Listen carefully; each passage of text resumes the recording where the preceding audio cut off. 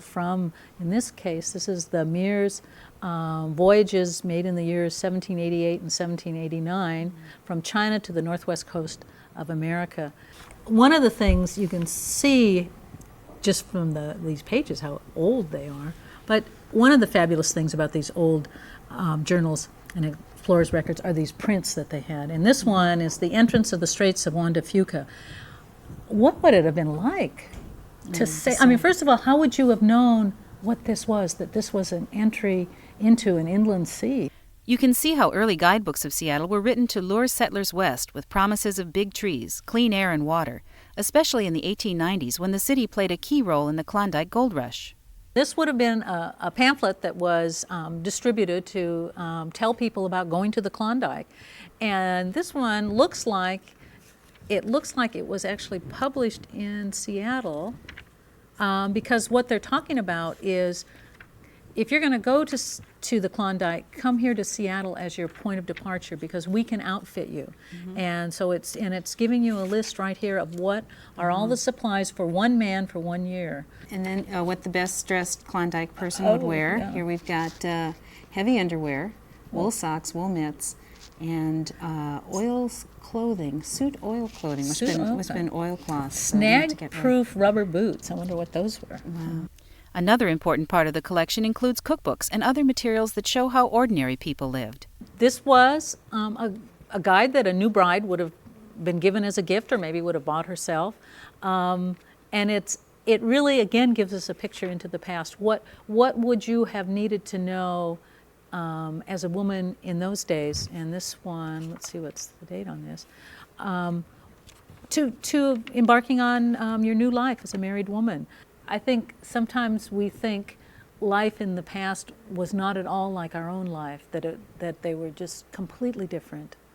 And when you look through something like this, you realize that in some ways things were very different. And in other ways things were similar, some of the same concerns. How to make a good hollandaise sauce. How to make a good hollandaise sauce. How to save a person on fire. Along with the many published materials, there are also scrapbooks and clippings, which give you another view of history. Some of our most unique materials are these scrapbooks or ephemera. And those would be scrapbooks that somebody put together that just had a passion. We've got a collection of scrapbooks about the Seattle schools that was put together by Mr. Costello that was a topic of interest to him. And they have pictures of the old classrooms of all the students in the classrooms from 1901. You can see the teacher, you can see the knickers that they're wearing, their button shoes. So that is something that's never been published. We've got the only copy. Other scrapbooks, there's scrapbooks of newspaper clippings, a scrapbook of newspaper clippings about the Japanese internment during World War II.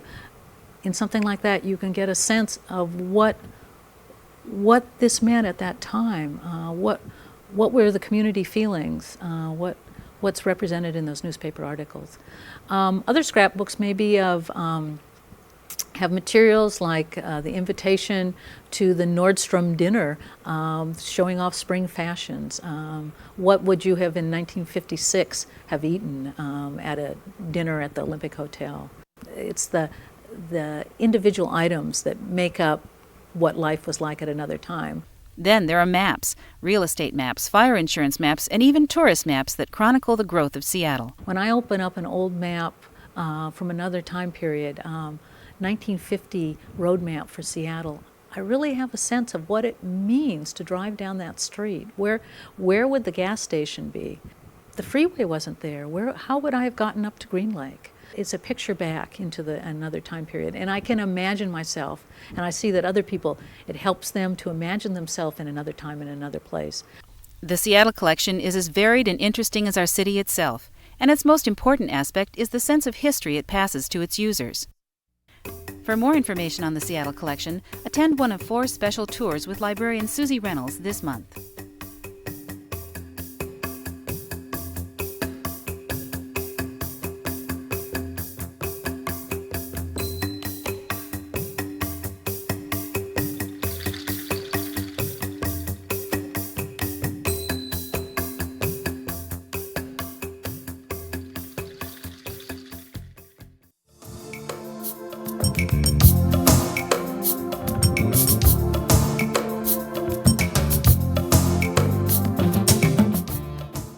days gone by, genealogy was something reserved for nobility, but now it's one of the fastest growing hobbies in America. Everyone is searching for their roots. Why? We asked genealogy librarian Darlene Hamilton. Individuals are trying to find out about their background for a variety of reasons. It may be just curiosity about a story that has been passed on down through the family.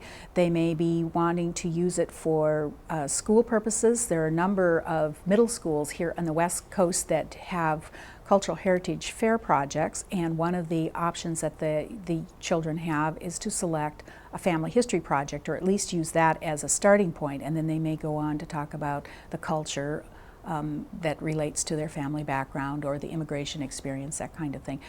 Today we're finding individuals from all ages, all walks of life who are getting involved in family history. The middle school students that I mentioned earlier working on their school projects. We have career people who are working in the downtown Seattle area that will drop in during lunch hour after work to work for a short period of time on their family history. And then individuals who are retired who have a lot of time to spend a whole day here at the library working on their family history. Genealogy is the study of your family tree, gathering your ancestors' names, birth dates, death dates, and the places they lived. So how do you get started? When someone comes up to the humanities desk in the downtown library and wants to get started with their family history, we'll give them an ancestor chart, which basically is an outline that they can use to record the names, dates, and places. They want to start out with what is known to them and other members of their family. They would want to look for documents that might be in the family's possession that would also supply information, and organize that information on the chart. Then we can make some suggestions about where they might start actually doing some research. This might involve going to a census record, or looking for a published family history, or supplying them with addresses of where they might write for additional information. From there, your research will take you through the library's large genealogy collection, which includes materials from all parts of the country. This collection actually covers materials from all parts of the United States, because the interest of the local genealogist is mostly from other parts. Most of us have come from someplace else in the United States, migrating to the West Coast. The types of materials will be family histories, which is a very popular section where individuals have actually worked on their genealogies and have published the materials. County histories is another big segment. The largest part of the microfilm collection would consist of census materials. Census records are used to basically give you an overview of what the family looks like at 10-year intervals. The first federal census was taken in 1790, and they have been taken at 10-year intervals since that time period, with the 1920 being the most recent one that we can look at. So that becomes a very important tool for beginning genealogists to use in preparing an overview of their family, and it also gives you clues to other records that you can use. A new addition to the department arrives this month, 2 CD-ROM workstations dedicated to genealogical resources. We're very excited about this new addition to the collection. We are going to be able to have 2 computer stations to access a collection of about 110 CDs, and this is all courtesy of a donation from Henry and Mabel Myers through the foundation. What's it like to research your family history? We talk with Cynthia Wilson, a member of the Black Genealogical Research Group. Well, I didn't enjoy history when I was in high school. I hated it. Now that I'm an adult, history is fun, and I really want to find the facts about the time period that I'm researching, what my families may or may not have been doing at the time. Cynthia has documented her ancestry back to 1803 and has undocumented collateral families dating from 1772. She was able to trace her family through slavery using birth records. In Virginia, birth records were started, birth and death records were started in 1853. 2 of my grandmothers and 1 grandfather were born in 1853 and 1859. And I found birth records for those 3 that had their slave owners listed on there. So I've been lucky in that aspect of finding my slave family. She is continuing her research, which now includes 15 families, some 1,500 individuals. You get a sense of history, you get a sense of who you are, you get the little stories that your family may not have told you when you were growing up about Aunt so-and-so doing cooking. You may get recipes that were handed down through families, and it's just a fun thing to do.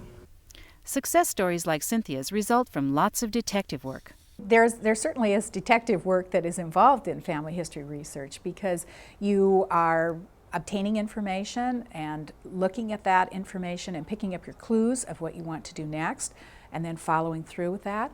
You also rely on your sixth sense about what might be a possible lead, and contacting other people. And genealogists get very creative about how they contact other people and how they get names of people to contact. And even if you don't think you have enough information to start tracing your family history, you may be surprised. Well, there are many individuals who come to the library and think that they don't have very much information because of circumstances in their family background. And that really is a challenge. And to be real honest, there are instances where you simply cannot go any further because you don't have the information at hand. However, in conducting an interview, oftentimes we can find that there are little bits of information that will offer a clue, that we might suggest a place that they might write for information, or a less obvious source that they might try to contact. Cynthia agrees that the help she received at the genealogy department was invaluable. Oh, there are wonderful people down there, and there are so many other people down there who are doing family research. And you see people sitting at the table with stacks and stacks and stacks of books, and it's just wonderful. So, if you're thinking about researching your family, check out the following classes and events offered by the genealogy department this month.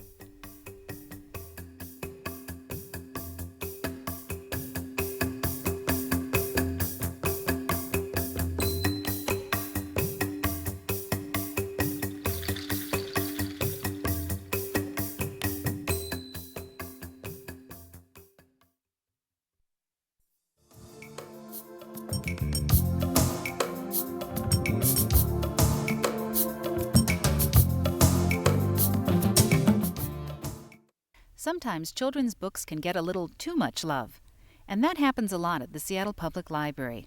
Last year, over 1.3 million children's books were checked out by families throughout the city. That adds up to a lot of wear and tear. A children's book lasts maximum about 115 circulations. At that point, you don't want to pick it up. It is so dreadful.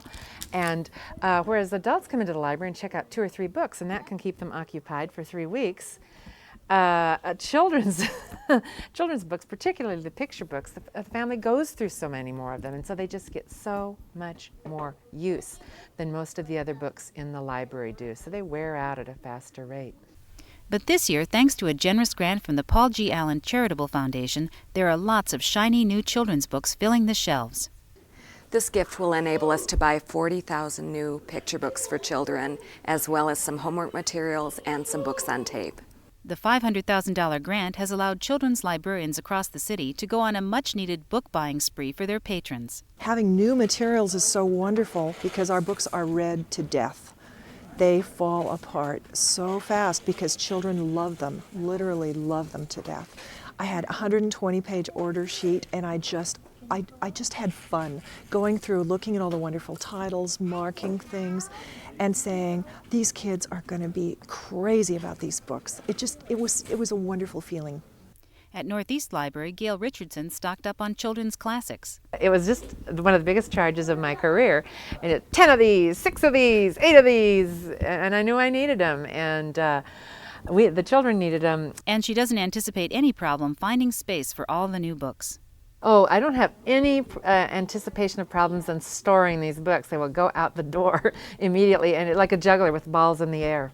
They will be out all the time. There's something there are several utilities that have gone into bankruptcy because of this, and are in much worse shape than City Light. I think we may wish that we'd taken a different course of action, but you know, I think that one of the reasons we've got high rates now is that we are paying down that debt quickly rather than spreading it out over a long period of time. And we're working hard to get the return from the FERC, which really let us Federal down, Energy Regulatory Commission. that we need.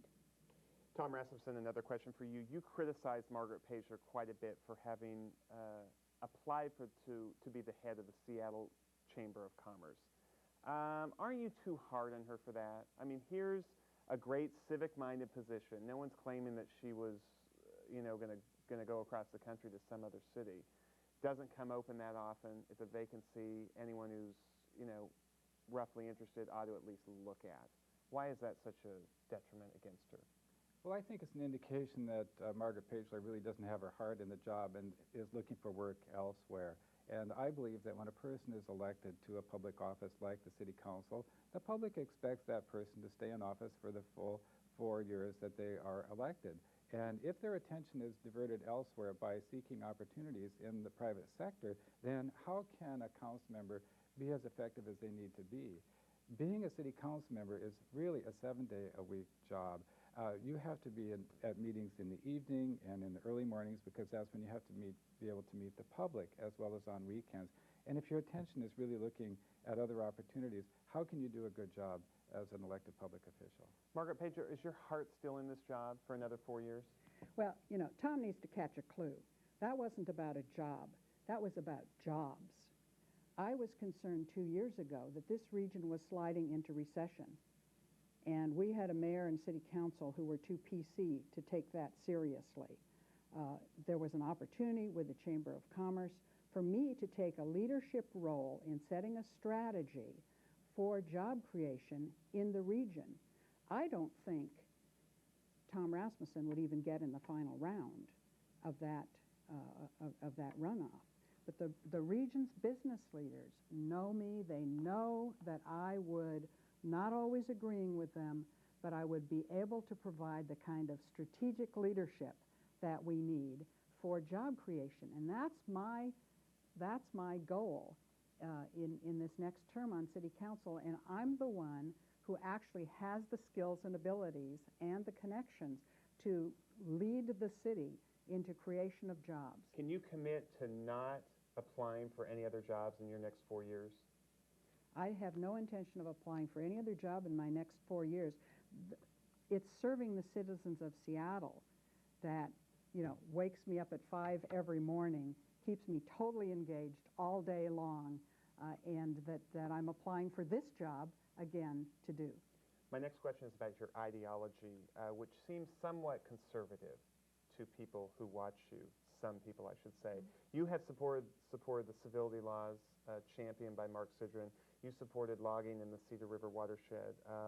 You were not a big fan of the monorail when it came up before the council a couple years back. Are you too conservative for the city of Seattle? Well, you know, let's take some of those things. The civility laws have worked.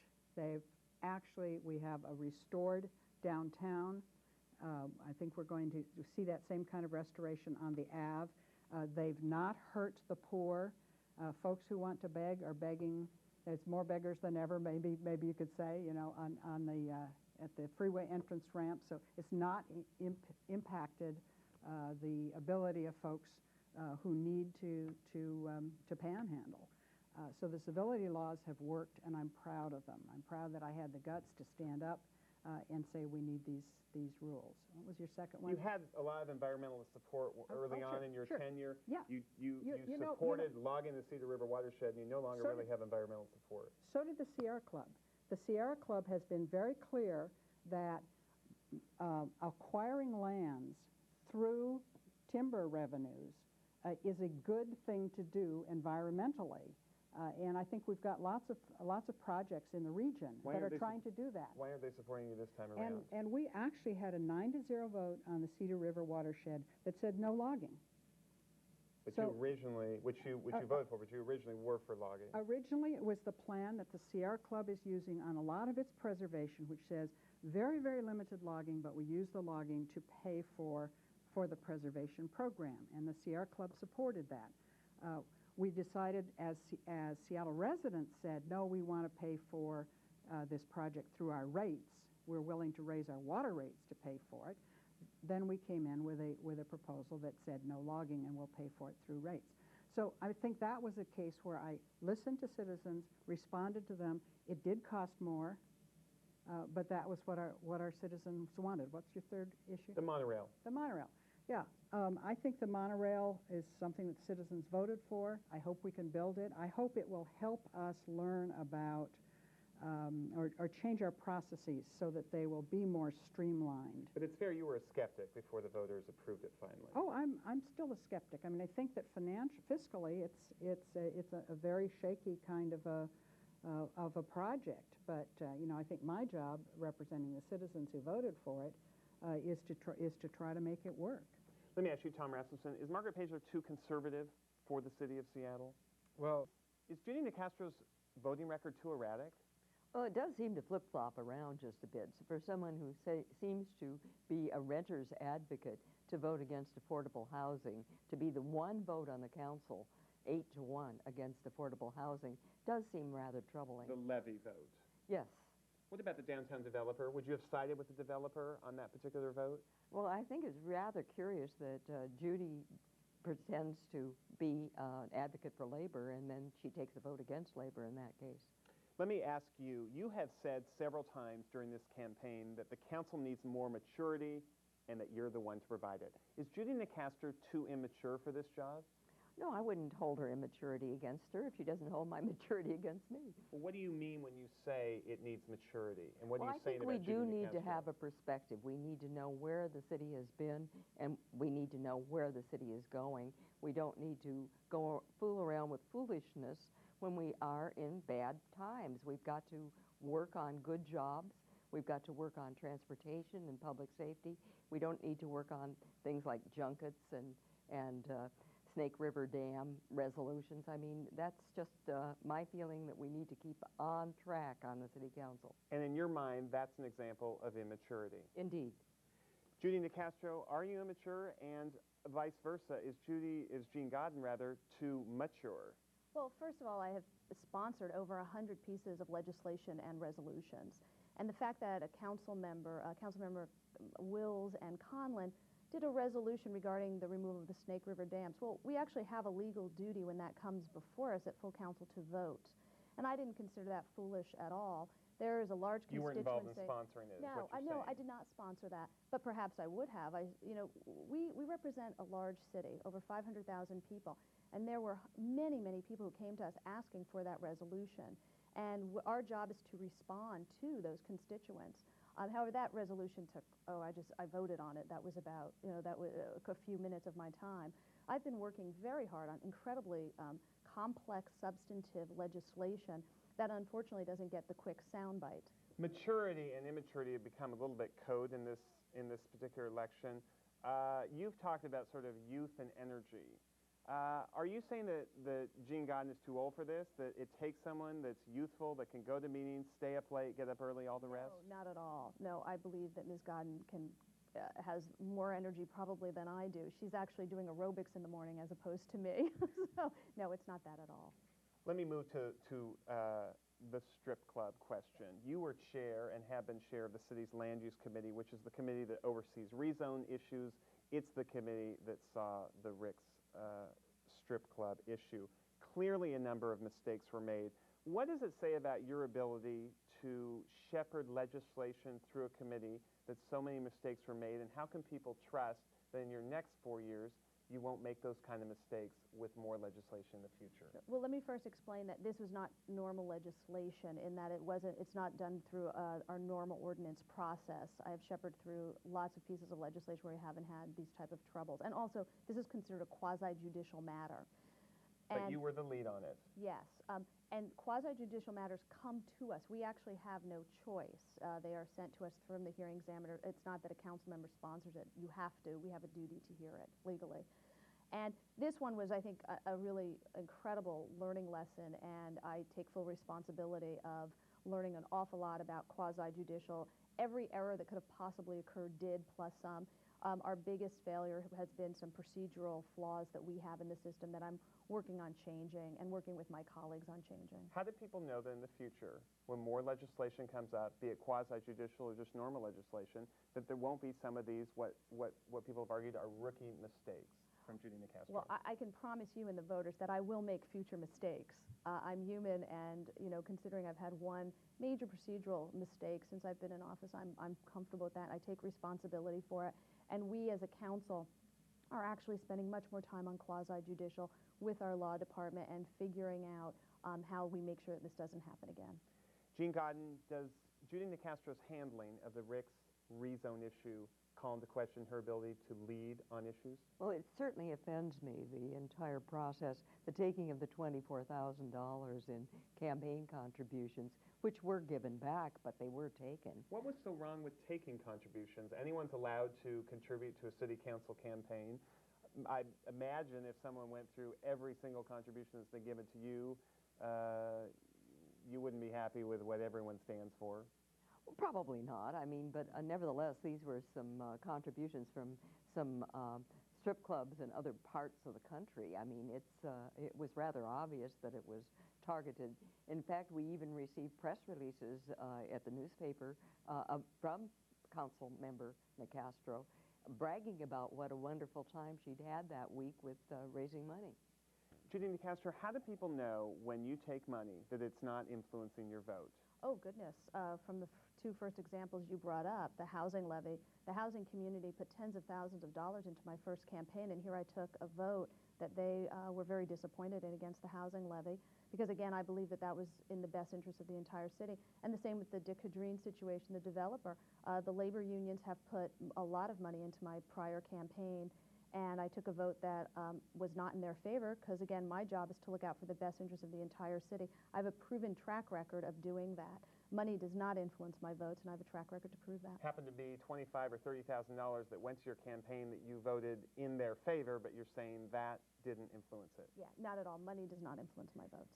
Jean Godden, you often tout, and you have today, your leadership experience as a member of the League of Women Voters, the Lake City Community Council, the Mayor's Charter Review Committee, all as evidence that you're up for this job. All those positions, however, were 30 to 40 years ago. What kind of recent leadership experience do you have for being a council member?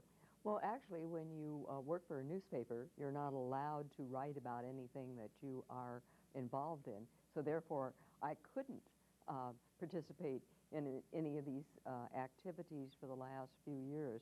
I was an editorial page editor. I was an editorialist on the PI for 8 years. I was a business editor. Those sorts of things give you an awfully good example of how you can observe the city. And you can observe the city, you can learn, you can write about it, you can affect things, but I would now like to be able to listen, learn, and act.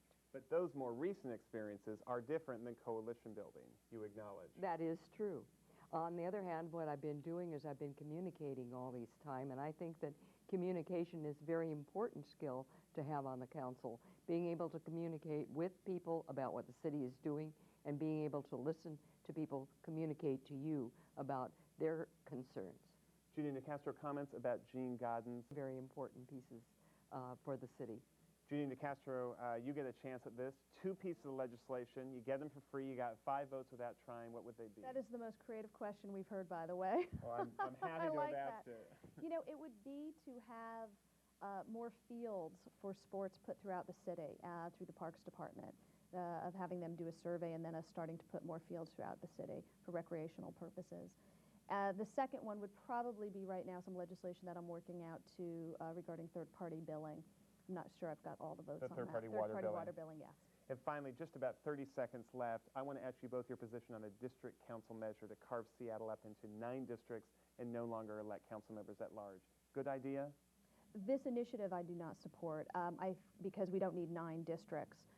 Council members representing 45,000 people is way too small. But I think it's worth exploring a half-districted, perhaps half at-large system. Jean Godden, the district election measure on the ballot, will you support it? I'm not in favor of it. I think that you could probably do much better to have the 9 council people elected at large in a city the size of Seattle, 500,000 people.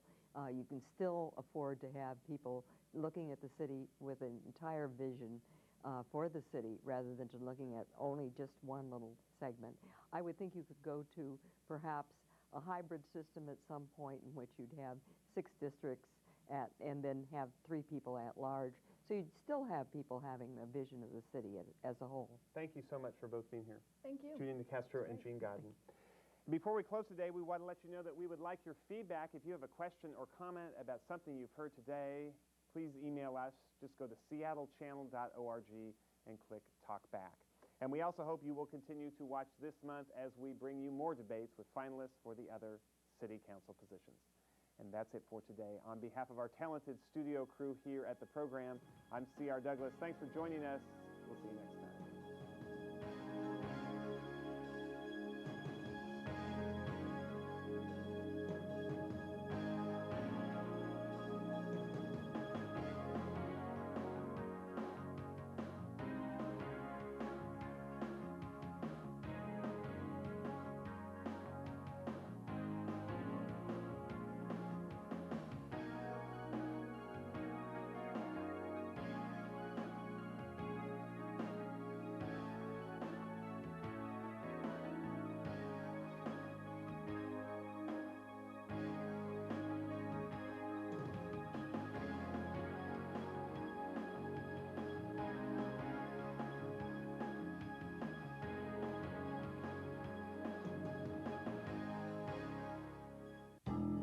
SeattleChannel.org, connecting with life in the city. Meetings not to be missed. Get inside the issues. News you need. City stories. Get involved. See it now. Cast your vote. Tell us what you think. You've been watching the Seattle Channel, connecting with life in the city.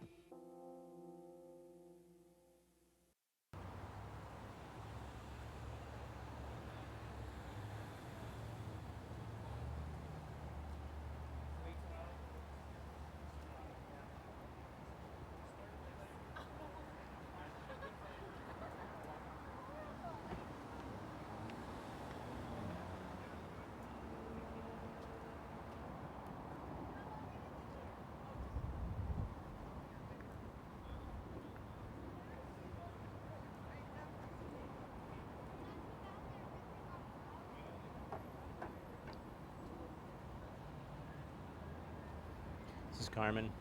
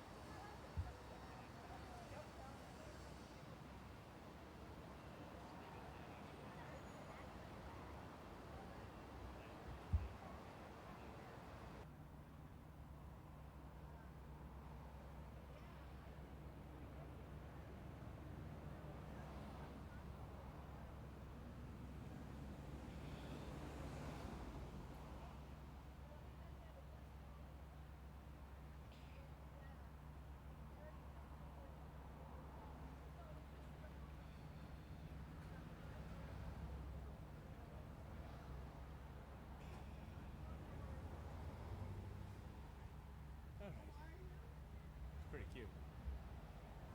The eyeballs are pennies too. What? The eyeballs are pennies too. Penny the inside out king. I mean, I was saying it for the camera.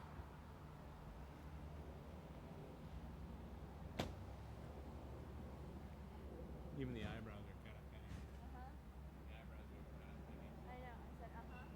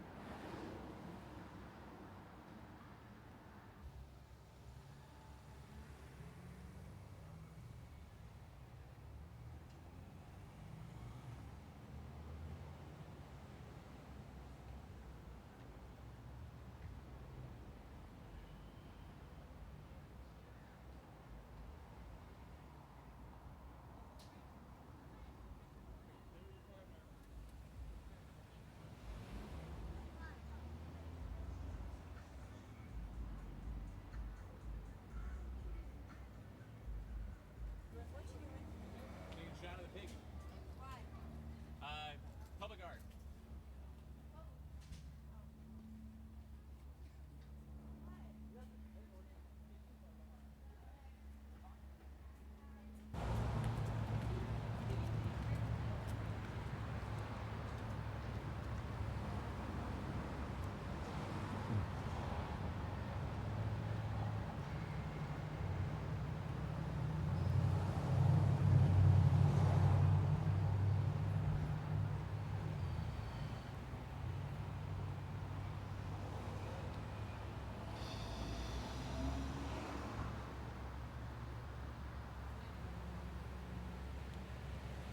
What's your name? Sarah. Sarah? Okay, Sarah, what's your last name? Hein.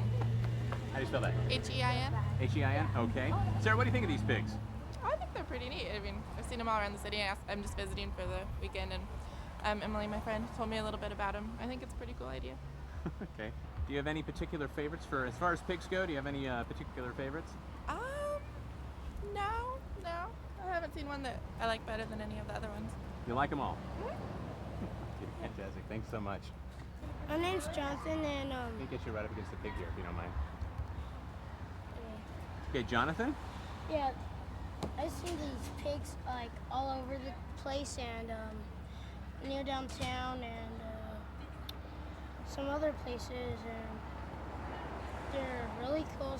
Some are like. Why don't you look up at me and talk to me, even though you can't only see part of my face? What do you think of the pigs? I think of the pigs as a kind of a cool thing, because it's like a new thing for like everywhere, and that's pretty much it.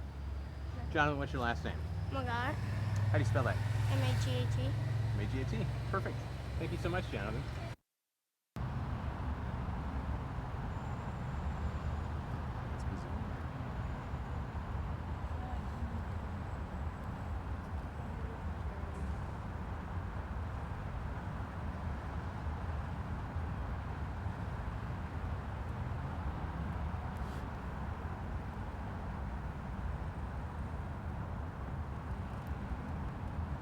Donated to charity? Okay, go. Just go around the whole thing so I can get a shot of this.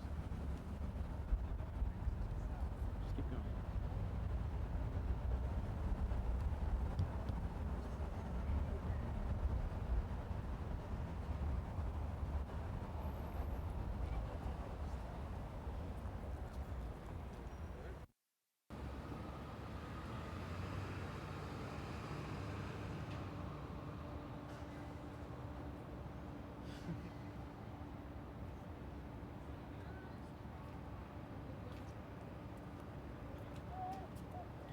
Alrighty.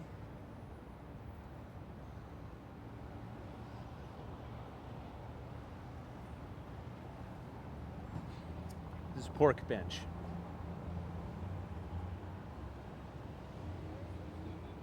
Am I allowed to? Go for it.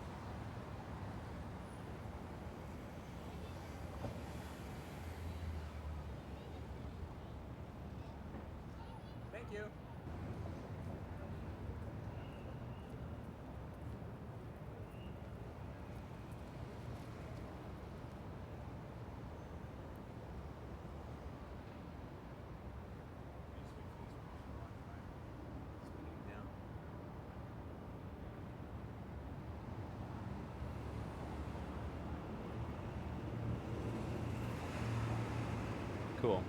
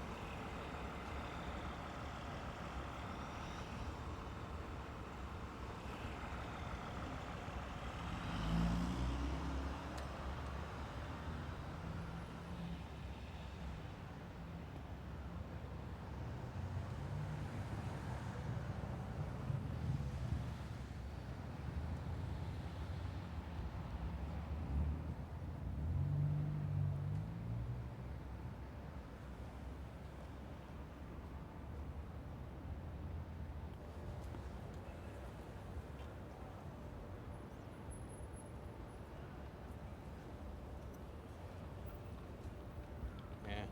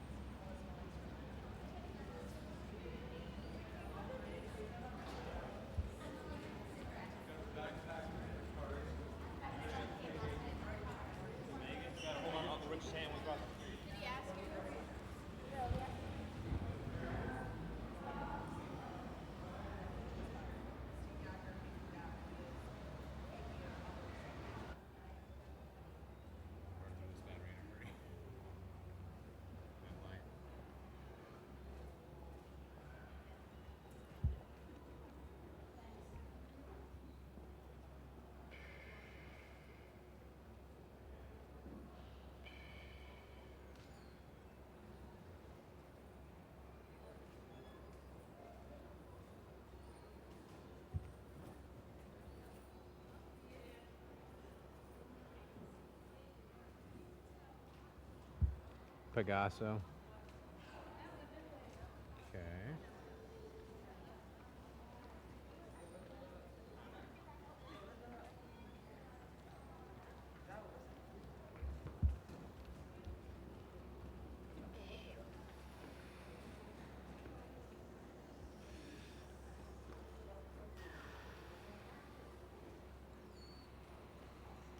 All right.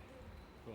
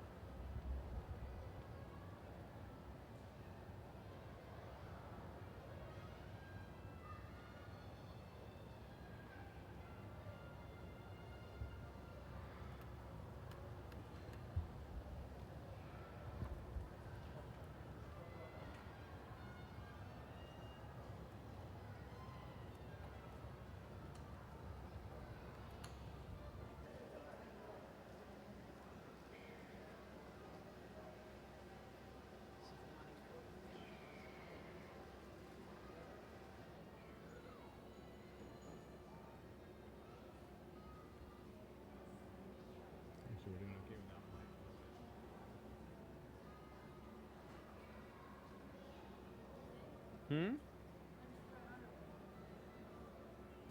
I'm not getting a little light.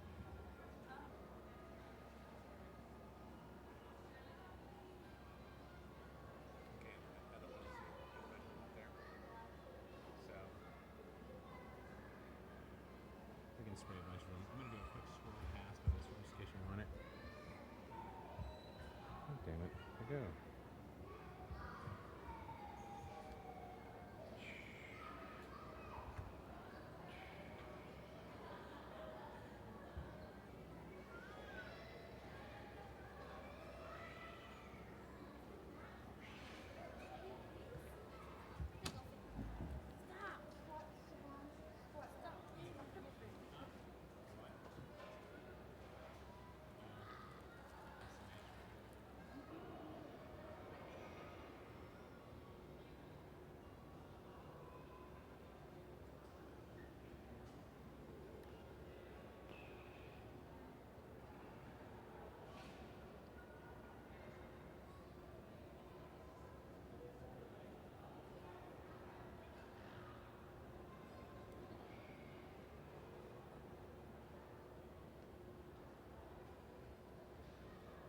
Those are so amazing.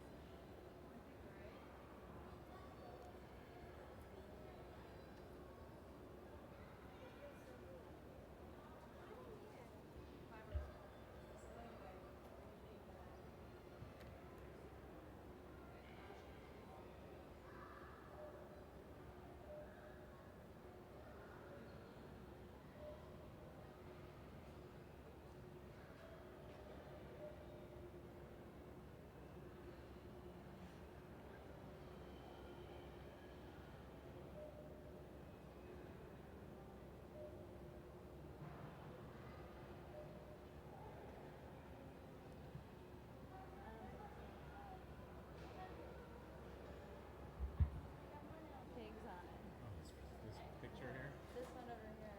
Like Miss Piggy and on the others. See? Oh, I see. Yeah, well, that's kind of cool. That's okay.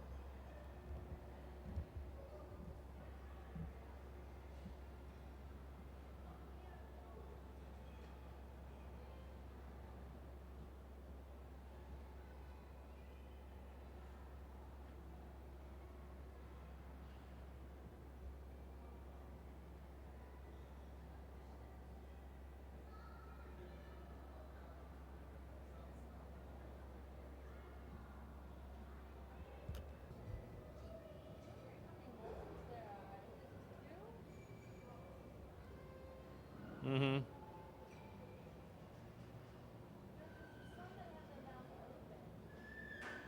The artists have done that.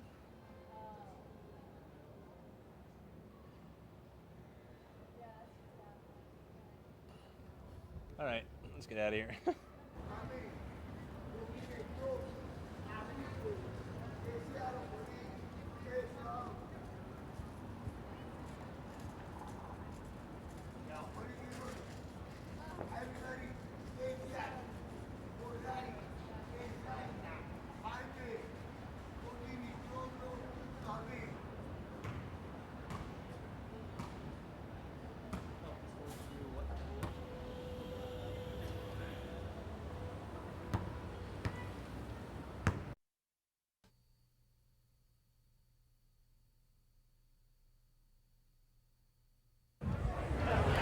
Well, welcome to Bumbershoot Uncut. It's Friday afternoon at Bumbershoot. We're just about to have the opening ceremonies. We're going to start right now. I'm Gary Gibson. I hope you'll stay with us this weekend for Seattle Channel coverage of Bumbershoot. Let's go to the stage. Artists that we have coming to Seattle Center this weekend and to kick off the 33rd Annual Bumbershoot Festival. Thanks.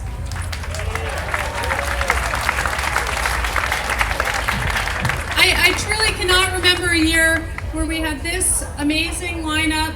Liked it, saw that Seattle was going into some tough times, the Boeing Depression, and said we need to do something that sparks this city. A Mayor's Arts Festival is going to be part of that. And so here we are today, 32 years later, celebrating that legacy and reconnecting the city and its cultural and artistic life. Our city has been experiencing tough times one more time, but we have a very bright future. And we've got a bright future because we have a creative population. We have people who invented commercial aircraft, who invented the information age, who invented the idea that you could charge $3 for a cup of coffee and people would like it. We are very creative, and what keeps us creative is our active and dynamic cultural and artistic life. And I want to thank, I see two, go ahead.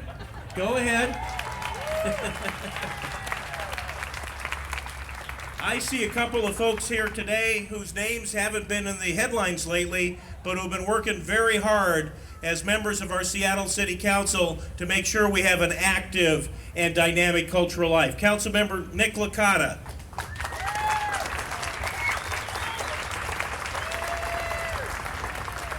And Councilmember Margaret Pagler. Thank you for being here. Today, to help make that reconnection, we are reestablishing the Mayor's Arts Awards. We're going to recognize those artists and organizations that have helped make a difference in our city and kept our cultural and artistic life alive. I want to thank the Seattle Arts Commissioners who are here today. Can you raise your hands? Ricardo, Tom, thank you.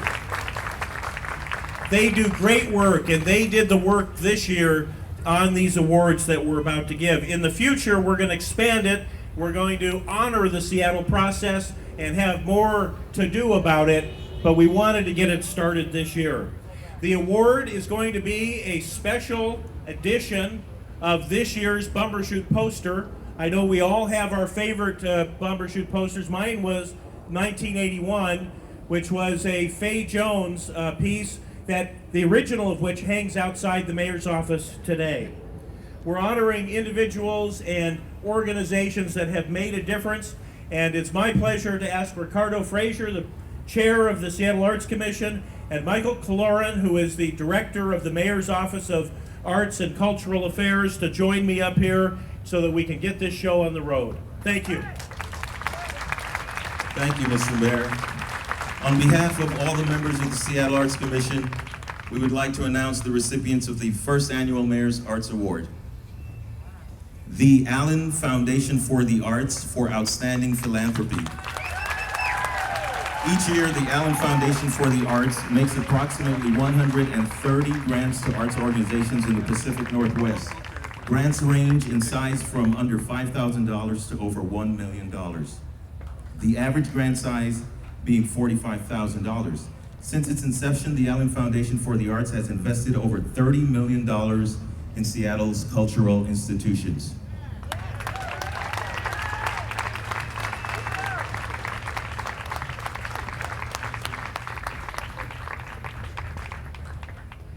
The next recipient is Arts Corps for Outstanding Contribution to Arts Education. Arts Corps is dedicated to providing quality after-school arts education classes free to youth, particularly in underserved low-middle income neighborhoods. Their vision is that art has a transforming effect on youth that will have a ripple effect in the community, building communities that are more compassionate and innovative. This past year, they provided 106 arts education classes.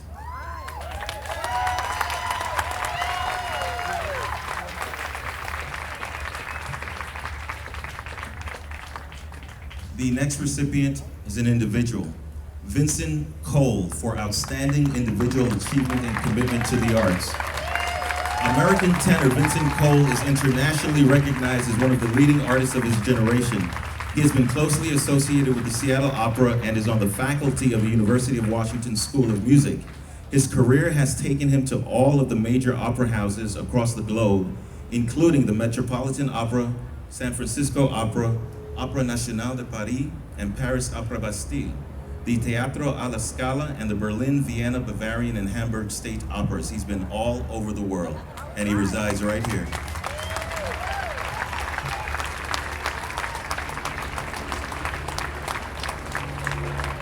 And our final recipient for this year is Consolidated Works for Excellence and Innovation by a Next Generation Arts Organization.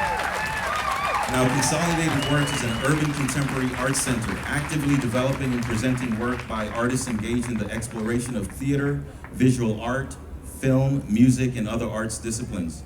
Consolidated uses its programs and its facility to encourage artists, audiences, and community partners in the process of multidisciplinary discovery. The organization has demonstrated a remarkable entrepreneurial spirit. Congratulations.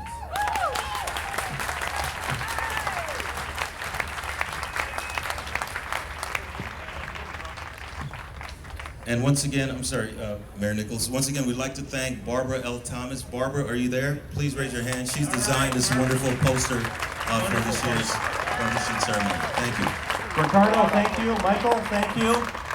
Now it is my pleasure as Mayor of Seattle to ask that all citizens join me in proclaiming August 29th through September 1st, 2003 to be Bumbershoot Weekend in Seattle, and join me in celebrating one of Seattle's great traditions and festivals, recognizing that the arts in Seattle are at the heart of our community. Let the show begin. Thank you so much. Now we're ready for the performance part of this morning, and it is my deep pleasure to introduce Mass Ensemble.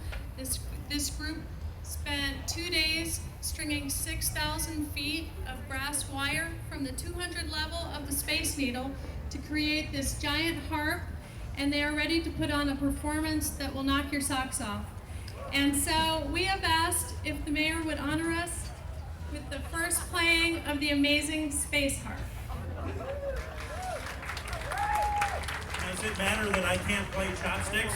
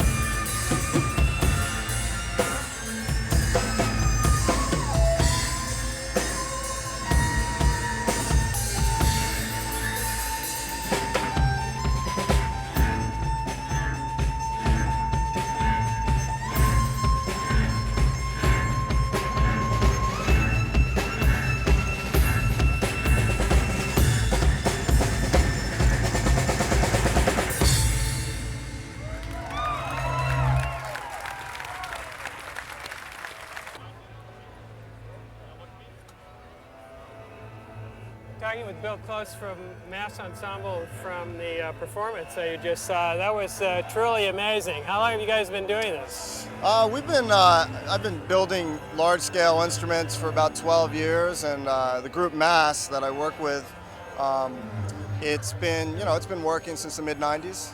What other kinds of structures have you hung these strings from? Well, today here we have them going to about halfway up the Space Needle, but we've also done them up to the top of mountains before, done a lot of performing arts centers. We did the Prudential Building in Boston, so they go to a lot of different places, and every time it's different, you know, every instrument sounds unique. What is is there some sort of unique theory behind this sound thing? The strings you're not plucking, you're rubbing. What's going on with that? Yeah, it's a rub string. So as we run our hands along the strings, we're actually creating what's called a compression wave, similar to running your finger around the edge of a glass. And what is the musical background of the people in the group? Obviously very musical people. Yeah, we've got some good people on board. Sort of a combination of classical background and rock background. So, and then Andrea, the aerialist performer, comes also from a dance and yoga background. So we kind of have a lot of art forms coming together. And over at the Bumbershoot Festival, do I understand you guys are performing 3 times a day here? Is that right? Yeah, we'll be here every day, 3 times. We do about half-hour sets, and then we invite the audience up to check it out. As these people behind us are truly having fun, just making this thing work. Well, that's part of the, not only is it a musical instrument, but I really view it as an interactive installation in which, people actually get the chance to play a building that is important to them. In this case, it's the Space Needle, which is truly a beautiful building. Very unique opportunity, so people can come down and play the Space Needle all weekend at Bumbershoot. Bill, thanks for talking to us. Sure, my pleasure. All right.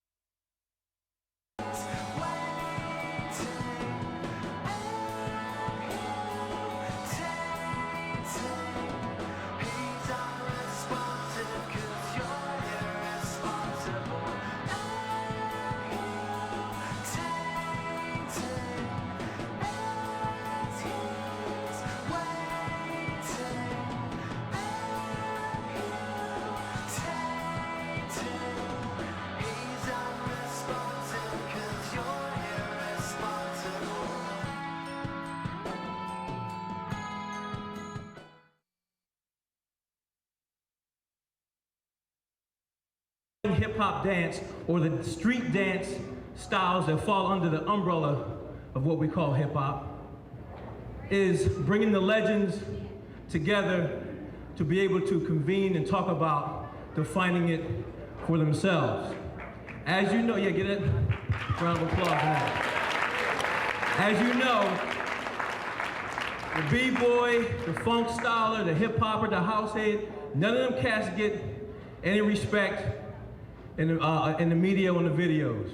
Everybody's dancing for free because they're getting exposure, and people are like going home like, oh, give me some pants and some sneakers and I'm fine. You know what I mean?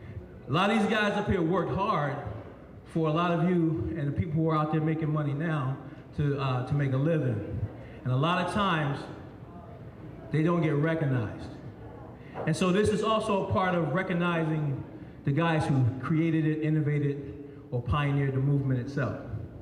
It also is a part of, hopefully, we'll be able to empower the young dancers to be able to stand up to media and say, no, I'm not dancing for $20. No, I'm not dancing for a pair of sneakers. No, I'm not dancing. Yes, I need per diem. Yes, I need a hotel room. Not, sharing 5 people in one room. All right, so that's what the Legends of Hip Hop Dance is about. We do this festival every year in Philadelphia. They all come together. We get people from every style, from locking, Campbell locking, house. We have Buddha Stretch come from Mop Top. Those cats came out. Legs, Electric Boogaloo's Don. and everyone comes into Philadelphia and learn hip hop or dance styles associated with hip hop firsthand from these guys. And so I'm just without, just want to give you a kind of a background information about why we're here and why we're doing our thing at Bumbershoot, why the show is so important, because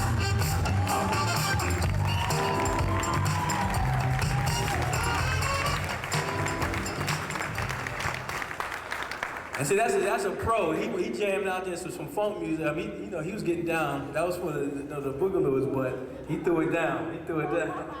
All right. So make sure you get a chance to talk to him. So what I'm gonna do, I'm gonna move on a little bit, and I'm gonna go into the music aspect of it a little bit. And without, of course, back in the day, we make do with what you have and what have you. So people started creating music, however they was creating music. So whether it's with your mouth or whether it was like with scratching, the DJ, we made do and we came up with some beautiful stuff. So I'm going to introduce to you this next brother who has really innovated the style of music.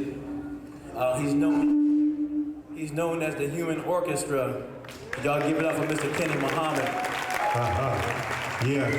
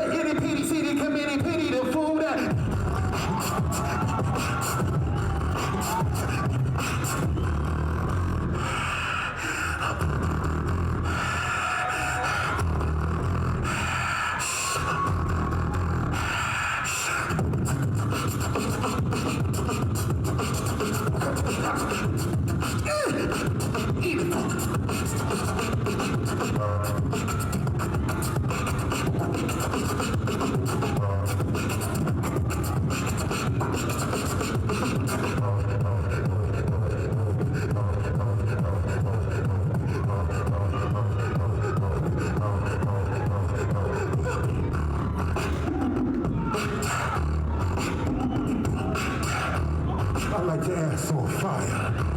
I like your ass on. Ass on. Yo, I'm Kenny Mahoney, human officer, y'all. Hey, yo, let me just tell y'all a little something about human beatbox, you know? I represent vocal percussion, you know what I'm saying? Coming out of the, I want y'all to hear this though. I represent the first instrument coming out of the triple darkness of the womb of the woman. And the reason why I say women, because that's where God puts all his secrets, in the womb of the woman. You know what I'm saying? So you gotta put the women on a high pedestal. You gotta thank all the women because you are the co-creator of my gift. You know what I'm saying? But like right now, I'm on a mission right now to establish human beatbox. You know, it's been like a kind of lost art, you know, in the whole, you know, hip hop game. So I'm on my way to.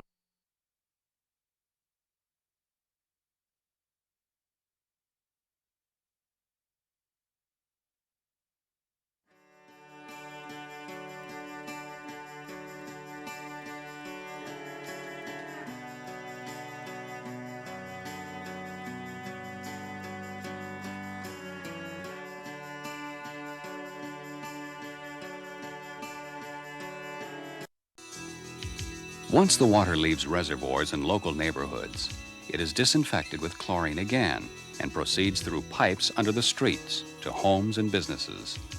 Before it enters the much smaller household supply line, the amount of water drawn is measured by individual meters. Meters are read periodically, and charges are made based upon the quantity of water used. In the course of a day, a typical household uses 200 gallons. Throughout the system, an average of 170 million gallons of water are used daily. When the weather warms up and consumption increases, these figures nearly double. Within our regional system, residential customers consume slightly more than 50% of the available water supply. 40% is divided among public services, like firefighting and street cleaning, schools and government institutions, while the remaining 10% is used by commercial businesses and industry. In addition to supplying residential and industrial needs, water from the Cedar River makes up the bulk of fresh water flowing into Lake Washington.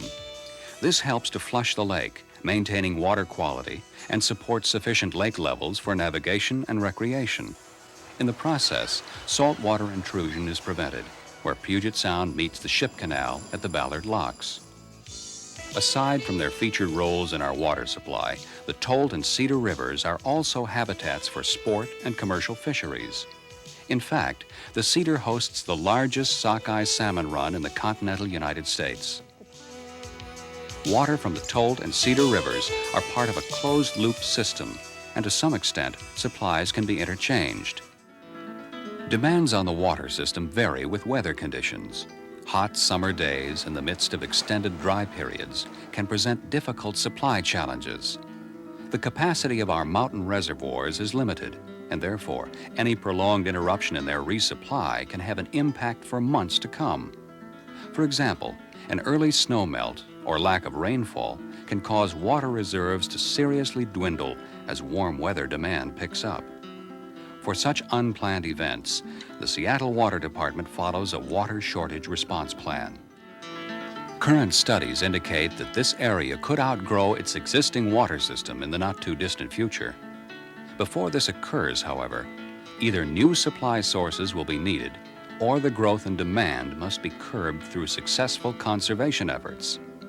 In recent years, a combination of both these alternatives has proven effective. In addition to adding new, limited water sources, such as the Highline well fields, residential, commercial, and industrial conservation is playing a major role in the current supply strategy. The Seattle Water Department's conservation program helps increase water use awareness and reduce waste. Since water can be stored within the system, every gallon saved in consumption is an additional gallon available for supply. The incentives for saving water do not end with simply stretching our supplies. Reduced usage forestalls the day when expensive new sources and delivery systems will be needed and lowers water, sewer, and electric bills. The water flowing from household faucets is only one small part of a complex, interrelated, and carefully managed water resource system. The Seattle water supply system has come a long way from the early days of the wooden flumes and pipelines. With the ability to deliver more than 350 million gallons a day, the system has kept pace with a continually changing environment. The Pacific Northwest has long been associated with its water resources. Through conservation and careful management, this association will continue to provide a regional trademark and a flow from the tap for years to come.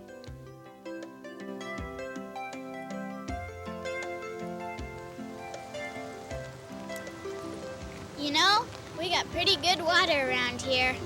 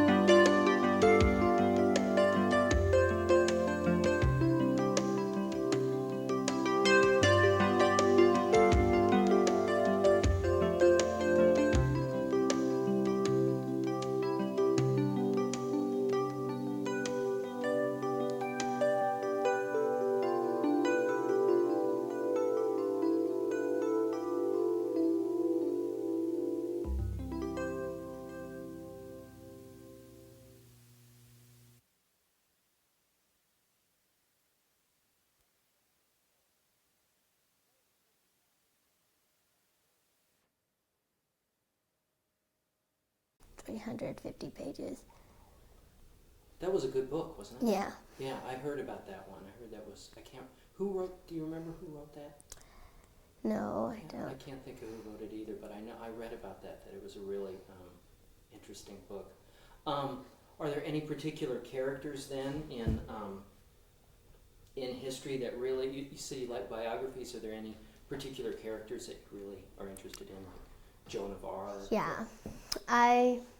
I'm really amazed at what Joan of Arc did, even though I don't believe in God, but I still think that she did a really wonderful thing to help, even though she stood up for herself and she believed in what she believed in, just she didn't listen to everyone else say, and I think that her story is true. Mm-hmm.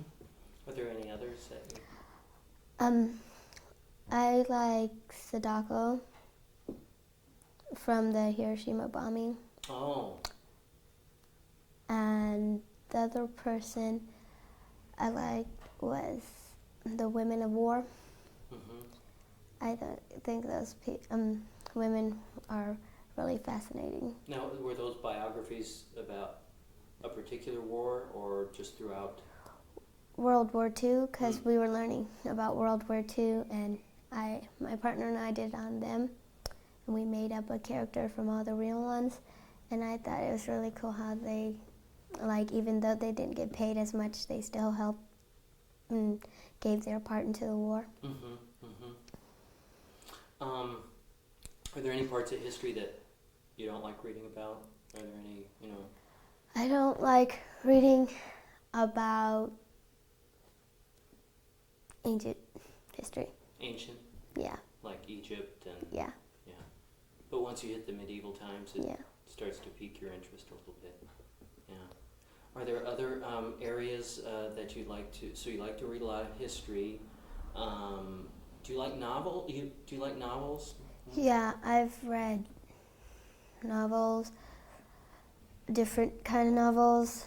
I've read True Friends, like books that like have a purpose to help you with your life. So are you going to be in the summer reading club again this summer? I don't know. I might, but if I can't or if I'm too old, then I'll just help my sister with it. I can read to her. Do you think you'll read, how many books do you read during the school year? You probably can't read as many because you got... No, but in school year I read about 100. 5th grade we had this assignment, and each week you had to read at least 150 pages to get an A, and I read like a lot. Yeah, around the thousands, and so that was like around 40 books for 2 months or 3. But you really get caught up in the summertime. Yeah. Because you have the time to do it. How many books do you plan on reading this summer? I plan to read at least 500. And this time my goal is to read the books that are like more than 200 pages. Because I've read mostly all the books from the library next door, and Erica says that I should ask my mom to go to the downtown library because they have a lot. And so I'm still trying to see when my mom is free so she can take me down there.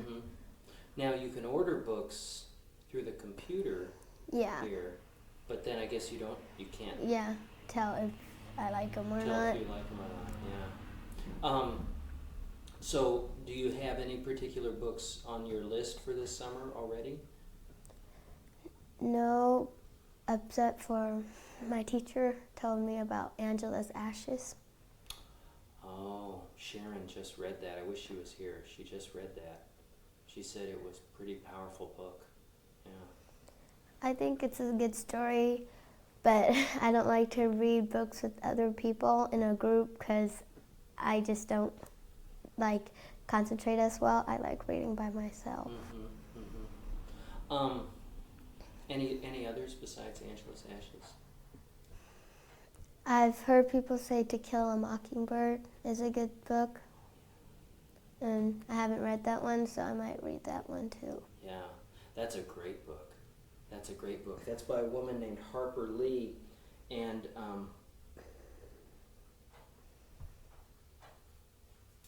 why is my time code not going? I'm recording, but I'm not showing my time code.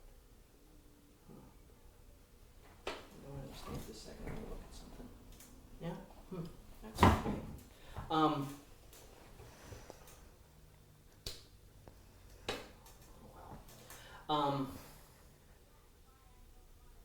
Yeah, To Kill a Mockingbird is by a woman named Harper Lee. It's a great book. It's actually her, really it's a novel, but it's her autobiography.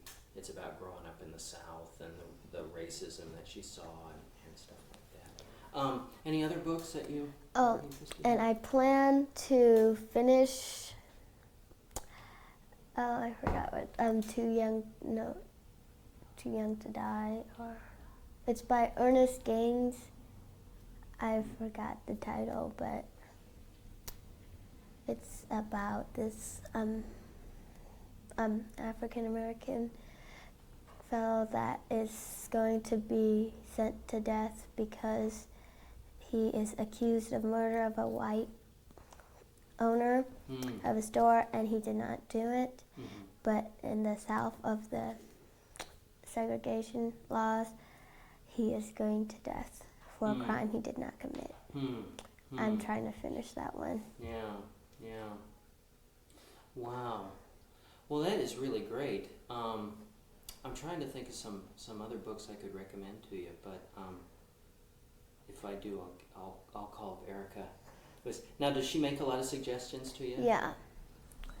And I'm also reading right now Jane Eyre. What do you think of that? That's a good book. I think it's a really good book. And who wrote Jane Eyre? Emily Botany or Charlotte. I forgot which one. Oh, Bronte. Yeah. Yeah, yeah. Have you read anything else by? No, I've started Wuthering Heights, but then I didn't like it. Yeah. Doesn't matter if it's a classic if you don't like Yeah. it. You don't like it. Yeah. Okay. Well, I think that is about it. Is there anything you'd like to say about reading or what you think about it? Or? No. Okay.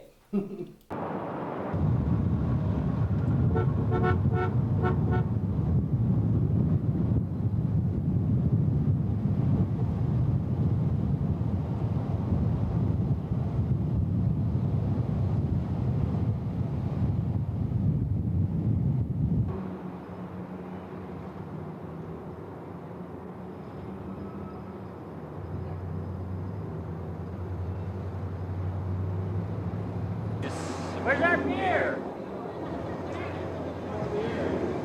We're right back. Beer. Beer.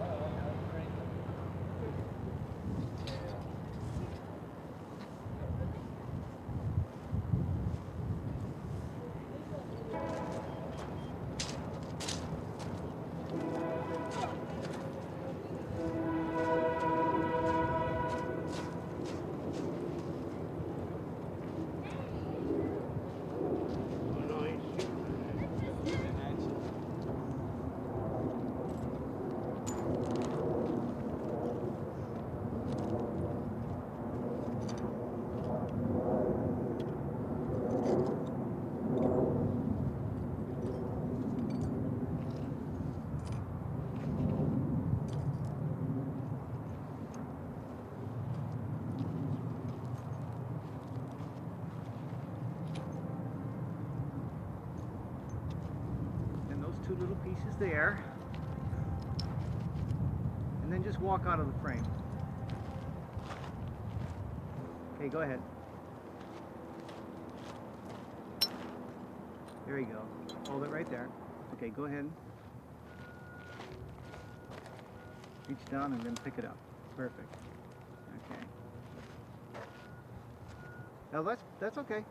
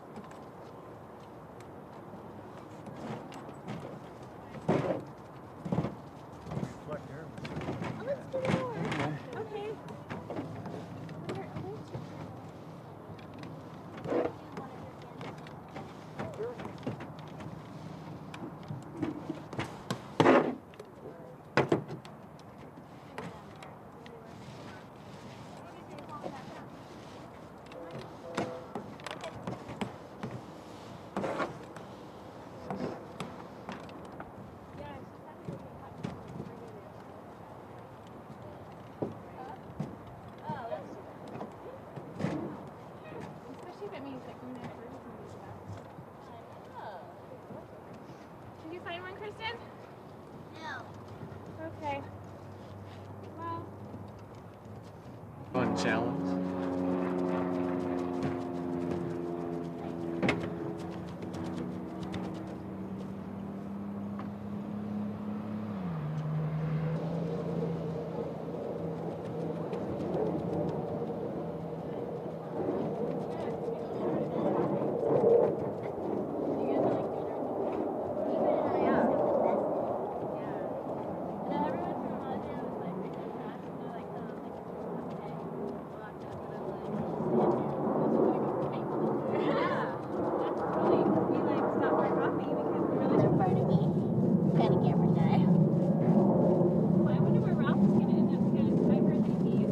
I hope Ralph ends up in the sanitation department.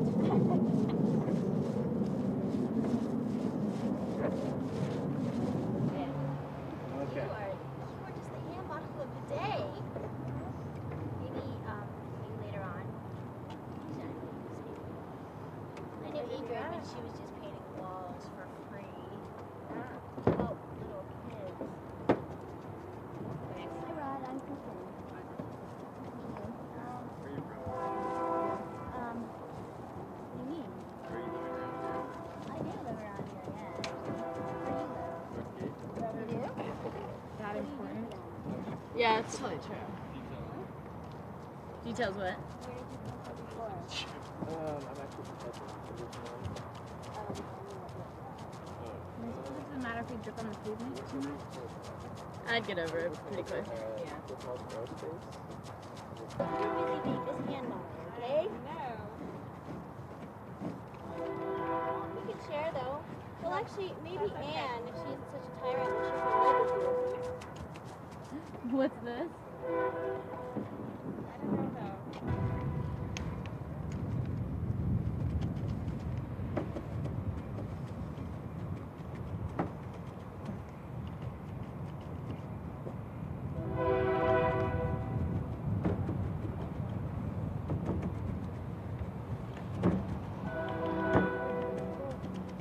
I went to Yale. Oh, you did? Yeah. Oh, wow. Is that when you grew up over there? I grew up here. Oh. Was back there for a couple of years.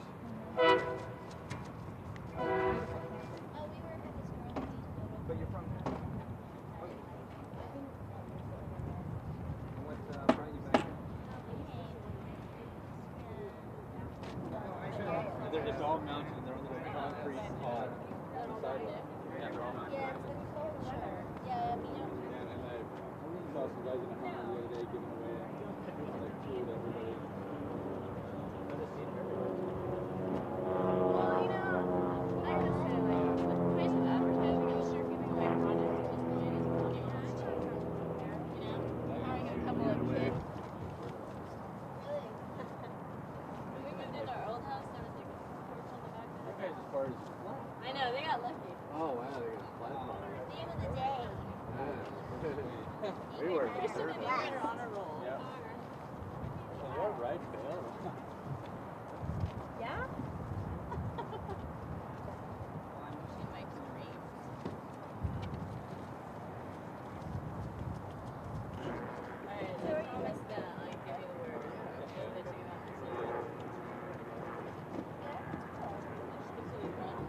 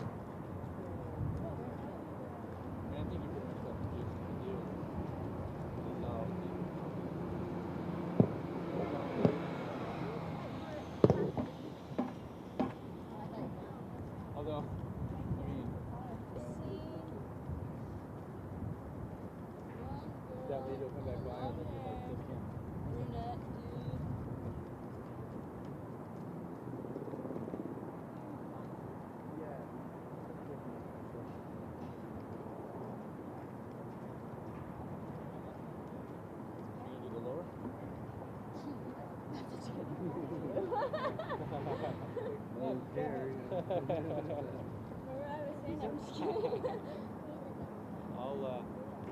extend it over there.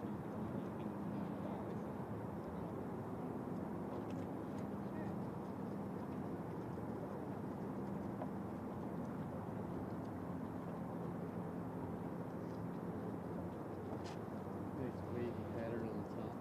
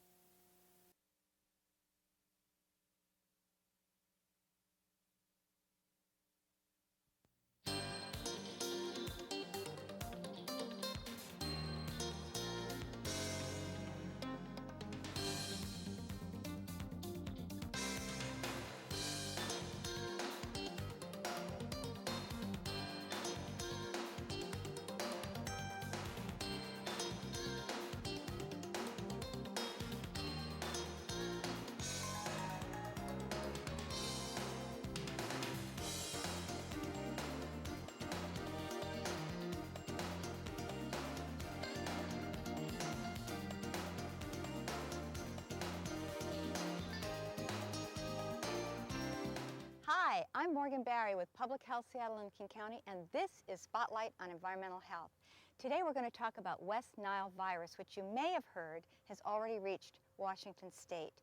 Today's show we're going to talk about what West Nile is, what public health is doing about it, and what you can do too to protect yourself. But we wanted to know what your questions and concerns are, so we went out on the street to ask. I hear it's coming from the East Coast and spreading to the West Coast, and it's usually transmitted through mosquitoes. Mosquitoes love me, so I'm worried that I'm going to probably be bit and I'm going to get sick and have encephalitis, I think is what the problem is. I'm pretty active. I like to be outdoors, and I don't like to feel like I'm, afraid of a little bug that big and have to stay inside.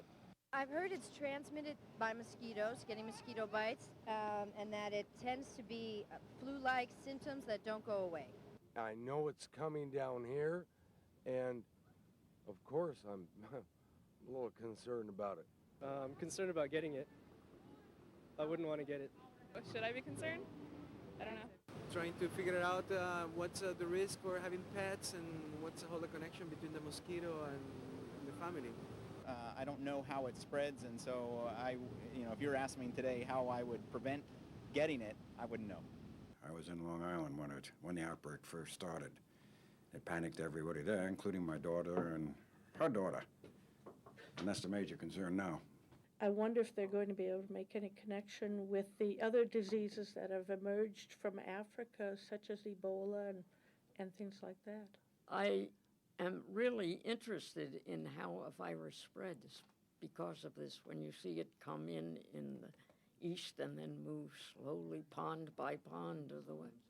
To begin answering some of your questions and concerns, we went to the Director of Public Health Seattle and King County, Dr. Alonzo Plow.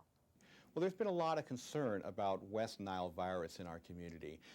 In the newspaper reports from around the country, people have heard about this new disease. And even as I walk around my own neighborhood in mornings, people stop me and say, well, what should I be doing about West Nile? How serious a problem is this? Well, we in public health want to make sure we can get the right basic message to our citizens about what are the real problems with West Nile and what we're doing, and really to put this into perspective. Let me just say initially that West Nile virus, though it is a new disease, is not a major threat or emergency in this nation. What it is, and it is a very preventable type of disease, is a virus that is spread from mosquitoes to individuals. And in most cases, 80% of the cases, if you are bitten by a mosquito that has been carrying the West Nile virus, there are not going to be any symptoms or illness. What we want to talk with you about and make sure that you know are the very extensive amount of preventive activities the health department's involved in, and then the things you can do yourself. The health department has been able to learn from the nearly 3 years since the first cases of West Nile were evident in the Northeast, in New England and New Jersey and New York. We have learned a lot about what to do and what not to do. And we know that through prevention and monitoring and through individuals understanding how they can protect themselves, we can really reduce the potential problems of West Nile virus to a very small percentage of our population. We've just heard from Dr. Plow that Public Health Seattle and King County is doing a lot to keep the risk of West Nile virus in our area low. To learn more about what West Nile virus is and how it's spread, we went to talk to Dr. Jeff Duchin, Chief of Communicable Diseases at Public Health. West Nile virus lives in birds, and it's transmitted from bird to bird and from bird to person, more or less, by mosquitoes. So it's a mosquito-borne disease. It's called an arbovirus, which means it's transmitted through mosquito bites. People get infected from the bite of an infected mosquito. The mosquito becomes infected from feeding on an infected bird, and mosquitoes can also spread the virus from bird to bird. People don't get infected from birds. The infection doesn't spread from person to person, and it's not been shown to be spread from animals to person. So really the only way that you get infected currently under natural circumstances is from a mosquito bite. Well, if I'm bitten by an infected mosquito, what would my symptoms be? Most people who get bitten by infected mosquitoes don't even have symptoms. They feel totally well and don't know they're infected.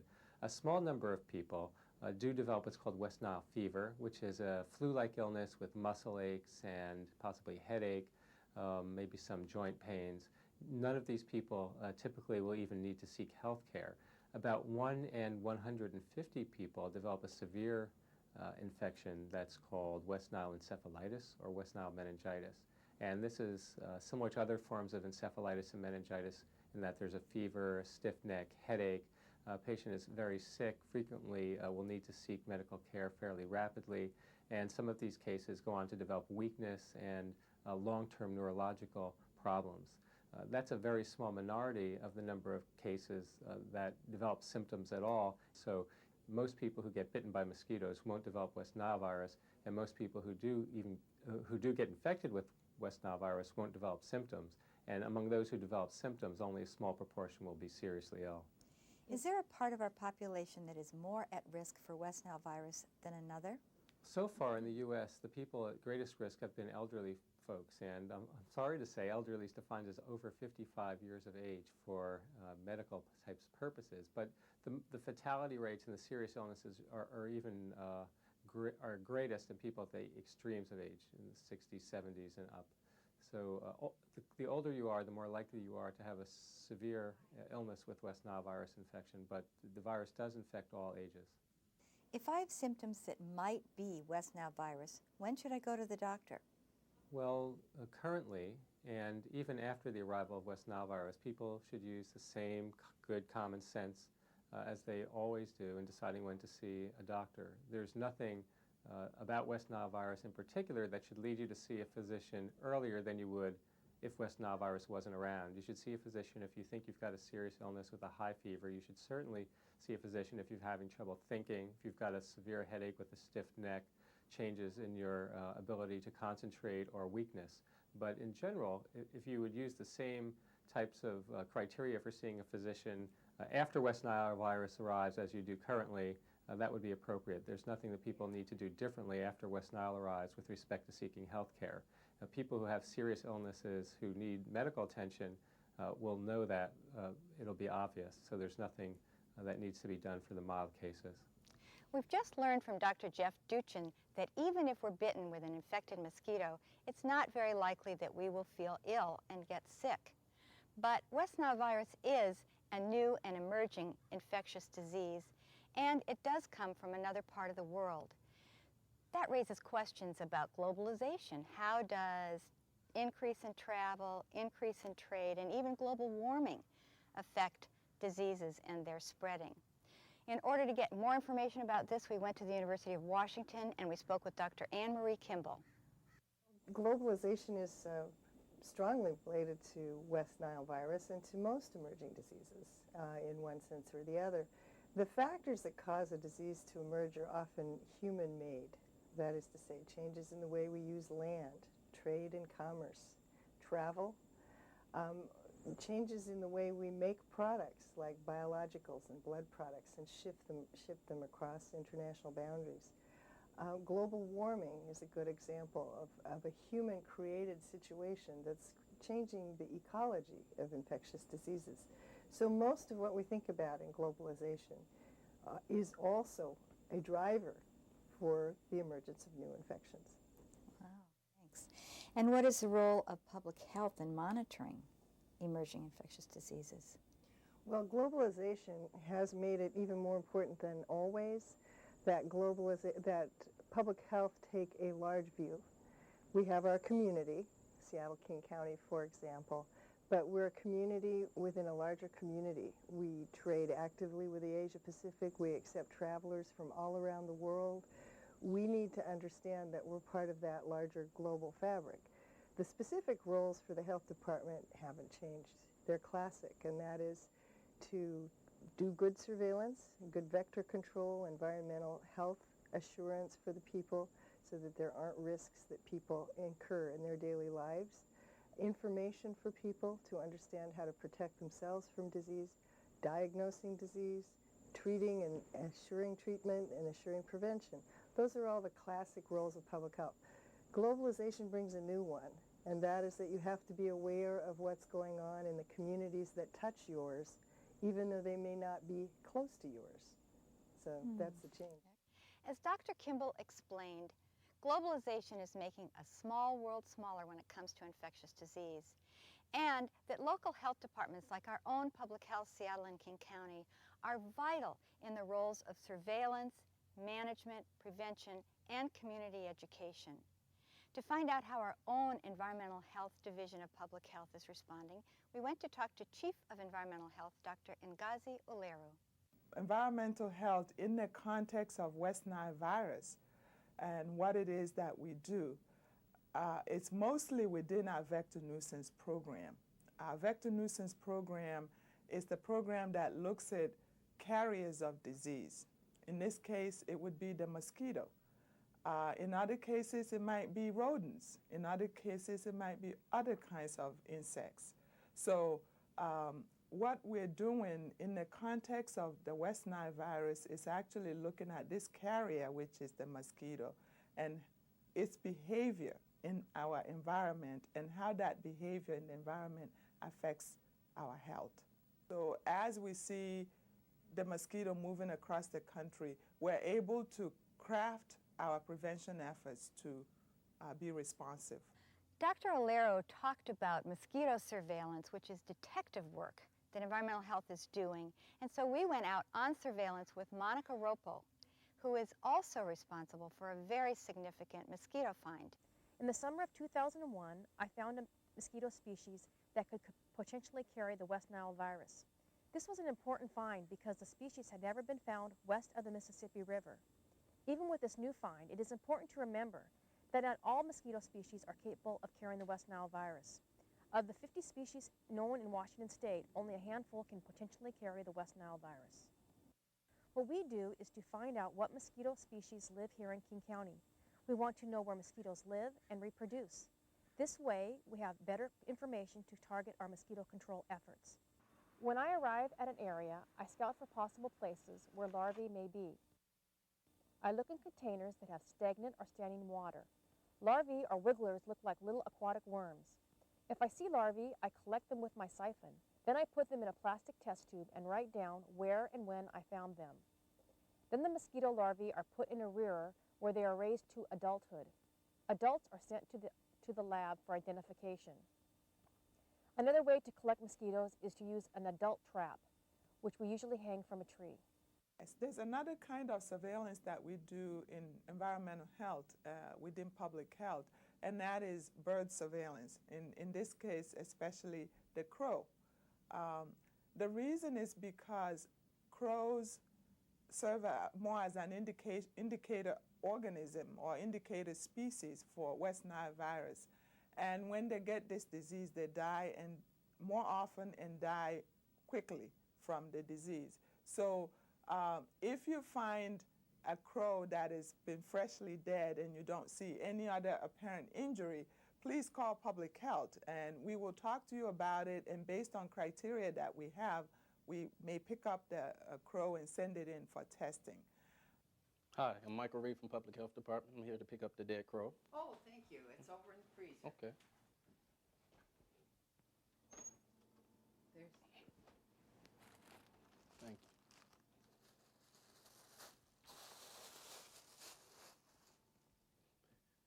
When you call Public Health, we'll ask you a few questions. First, is the bird freshly dead? Second, where did you find the bird and when? Third, is the bird damaged? Undamaged birds are best.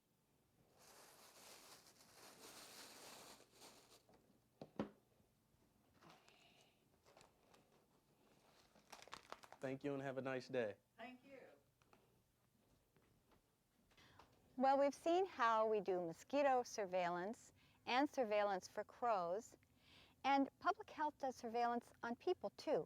We went back to Dr. Duchin to ask him how that works.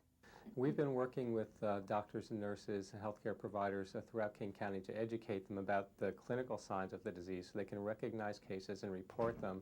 Also help them understand how to do the diagnostic testing, where to get that. We currently are doing it through the State Public Health Laboratory. There's no charge, so any physician who sees a case that looks compatible with West Nile virus infection can arrange for testing free of charge. That's done through the State Health Department.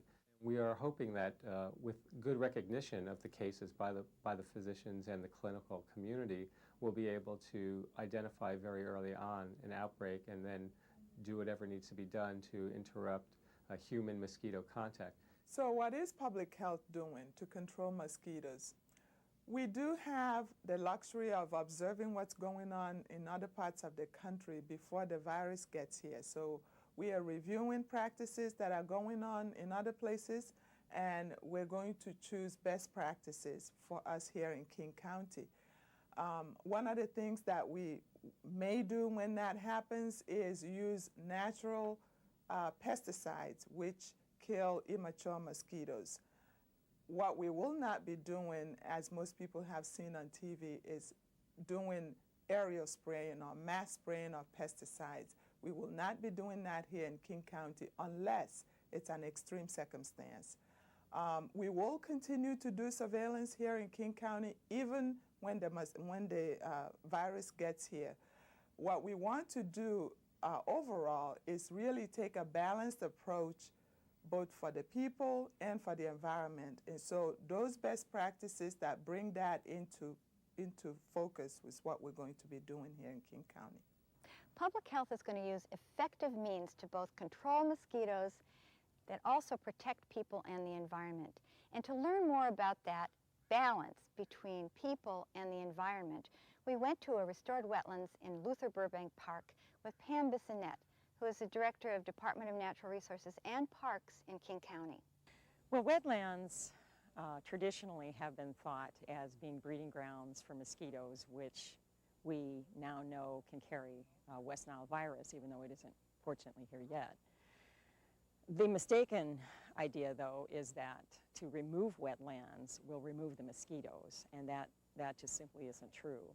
We have mosquitoes in many, many environments that do not have wetlands because many breed from as small a container as a cup of water or standing water in the bottom of a watering can.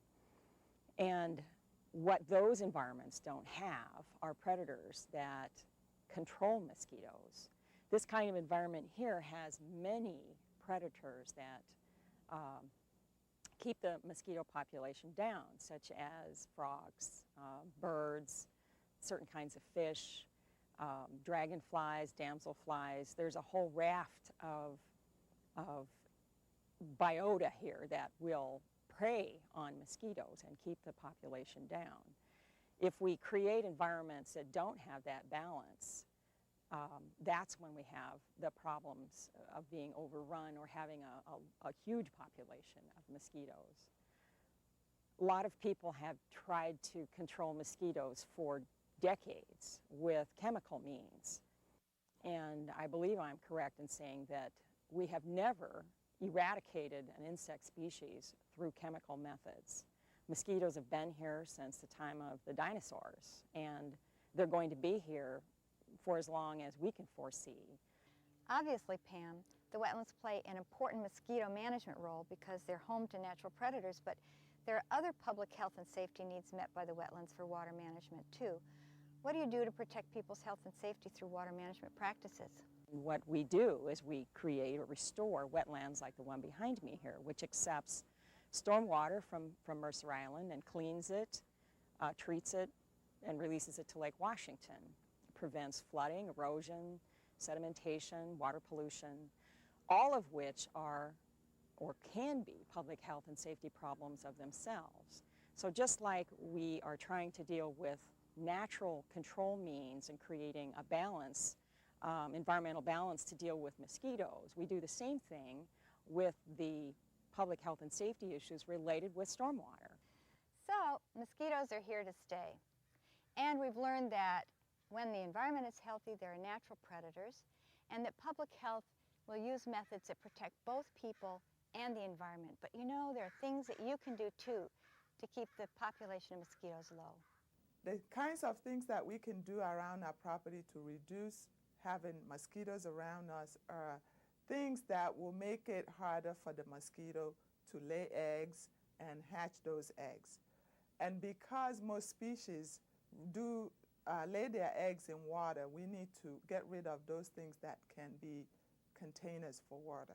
So turn things over like toys, like tires, like containers for plants, especially the saucer kind of containers, children's swimming pools, bottles for recycling, and bird baths. Make sure the gutters are clean, screens in the windows and doors are in good repair, and as a community health issue, help our elderly neighbors keep their yards free of standing water. So you can keep your surroundings free of standing water, and you can get rid of containers where mosquitoes like to breed, but what can you do to protect yourself from being bitten? Well, we went back out in the field with Monica and asked a professional about that.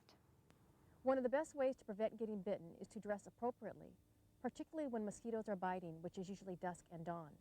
I wear long sleeves and long pants. At times I find insect repellent helpful, but be sure and read the label. A hat is also a good idea. I'm out in the field all the time, and this is what I do. This will work for you too.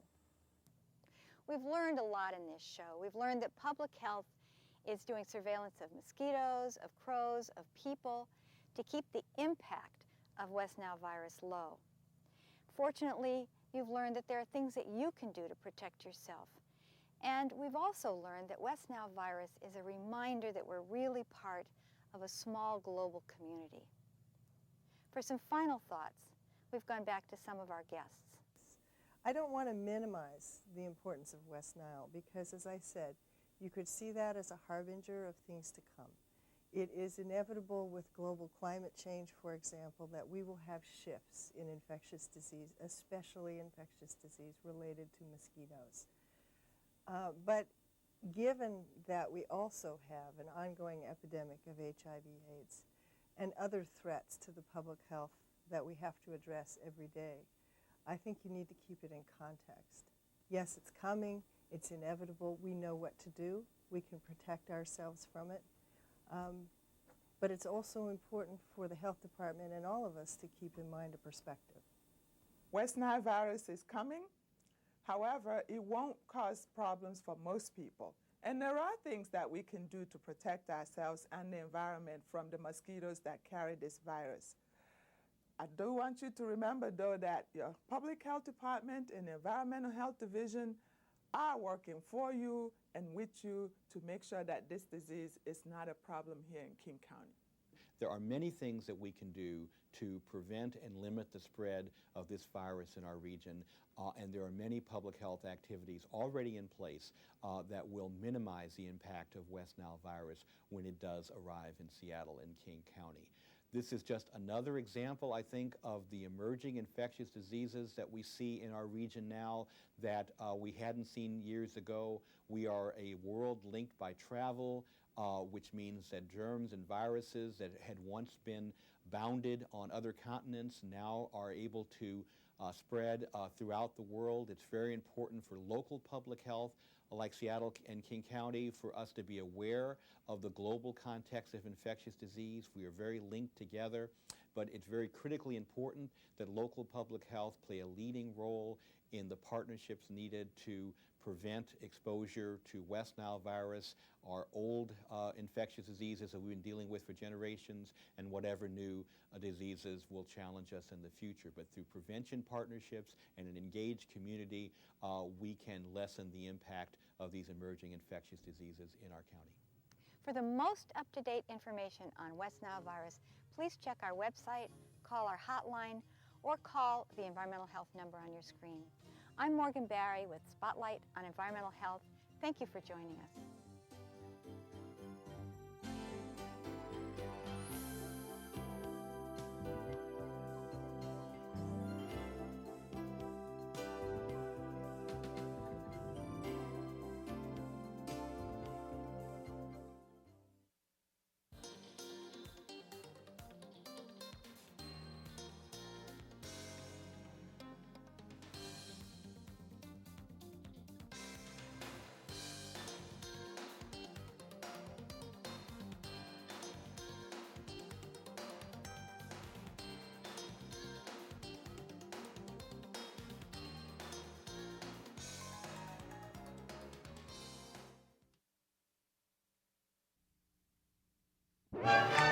I don't ever slow up, no I don't take shit. I got no love for the fakeness. If you wanna play tough and wanna hate this, I'll always show up.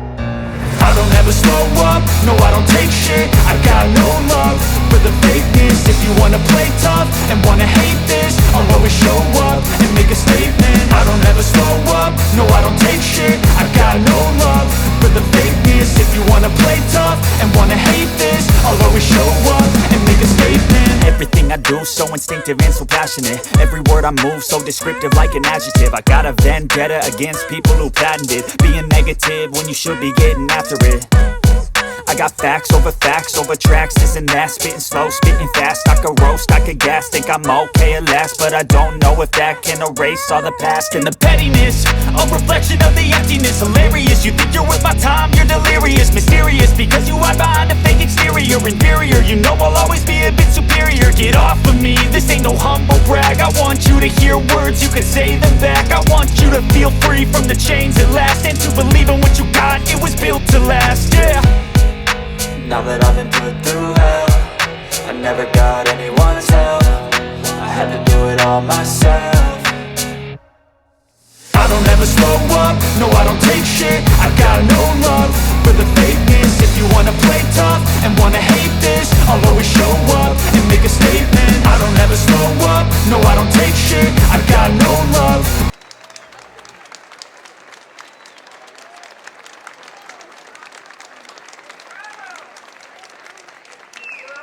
Bravo! Wasn't that wonderful? All right. We'd like to thank Gladys Cuellar and Raimundo Olivas for that wonderful presentation. Okay, now we have a really fine singer coming up for your entertainment and enjoyment. Shantae Belt, who is with the Parks and Recreation, is going to sing a song called Hero.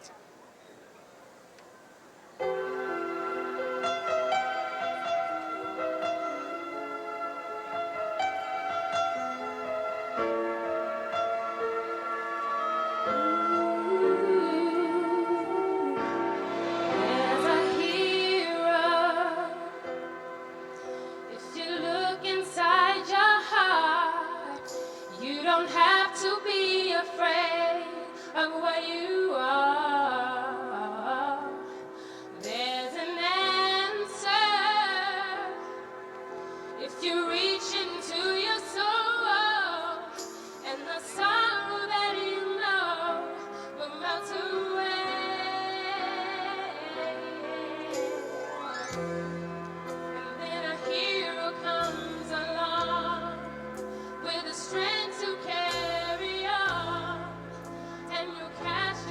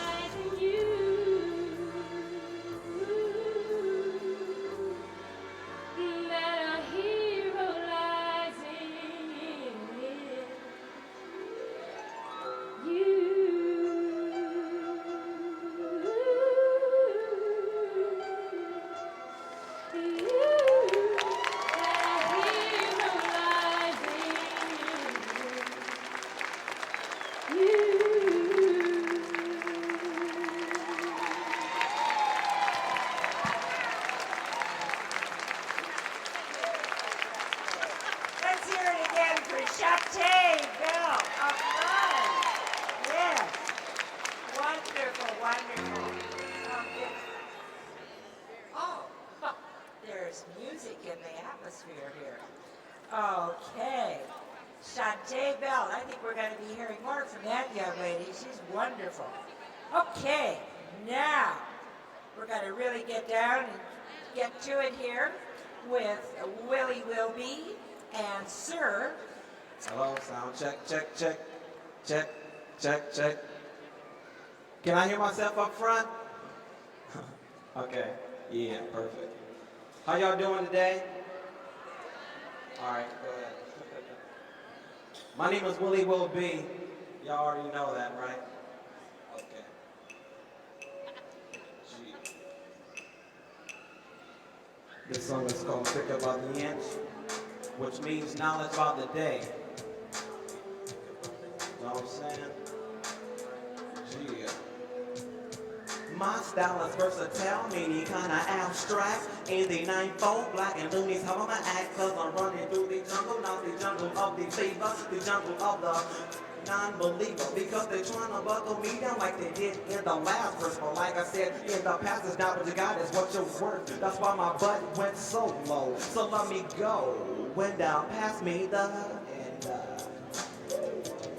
so I can fill my 81 when I get my payroll. And if it ain't no... There it is. Cynthia Copperstad with City Light. Is Cynthia Copperstad with us from City Light? No. Okay, we'll send it to her. All righty. Number 10, a student daytimer portable calendar, an anonymous donor. Okay, here we go. Barbara Diazes in water. Barbara Diazes. I did it right. Wonderful. Okay, we'll see that she gets that one. Number 11, America's best-selling 1995 trivia calendar, donated by the Personnel Department's Picnic Committee. Wow. Okay. Donna Lindstead from Human Rights. Donna, are you here? Yes. All right. Come on up. What a great one. That'll be wonderful for your department. Okay. That goes with this. Try to decide which way to put what here. Now, number 12. Christmas for Windows computer screen decorations for the holidays from Syngenix. I don't speak computer. Cygenics. Excuse me. I told you I was old. I don't speak computer. Cygenics Incorporated of Redmond. Okay? Here we go. Who wants that one? Eleanor Cole of DCLU. What's that? Department of Construction and Land Use. Here she comes. All right. Yes. Here we go. And number 13, a Happy Occasion canister filled with candy. Whoa. Donated by the Seattle Women in Government. Ta-da! Dan Bayer gets that one from the library. Is Dan? All right, Dan. Dan gets the goodies. All right, there you go. And movie Other People's Money by Danny DeVito, rated R. Well, donated by Maureen O'Neill of Parks and Recreation. Whoa, who gets this one? Donated. All right. Josie O. Lemos in the DHHS, Department of Health and the Department of Housing and Human Services. Is Josie O. Lemos here for our R-rated movie? Well, we'll deliver it in a plain brown wrapper. Okay? Number 15, a very special basket of literacy and love. Share books, cocoa and animal cocoa. I could do that. Cocoa and animal cookies with an elementary reader donated by Council Member Sue Donaldson, and the lucky winner is Nikki Kellen of Transportation. Engineering, well, she wrote transportation. I could read that one. Okay, Nikki Kellen, are you here, Nikki? We'll deliver that prize to you. And our finale, number 16, the Pea Patch T-shirt, donated by the Food Resource Network, is going to Mary D. McKinney of City Light. Where's Mary D? All right. Okay. Is that it? All right. Would you like to say a few words, Virginia? All right. Let's have this wonderful lady who has done so much to put this all together. Thank you, my dear. Thank you very much, Dee Dee Rainbow. Let's give Dee Dee a hand. We really appreciate her donating her time to come to us today. We appreciate you coming in today. It means a lot to the charities to be able to talk to you and to be able to reach you and hope that you will donate to their particular cause. Have a good day, and thank you for coming. See you next year.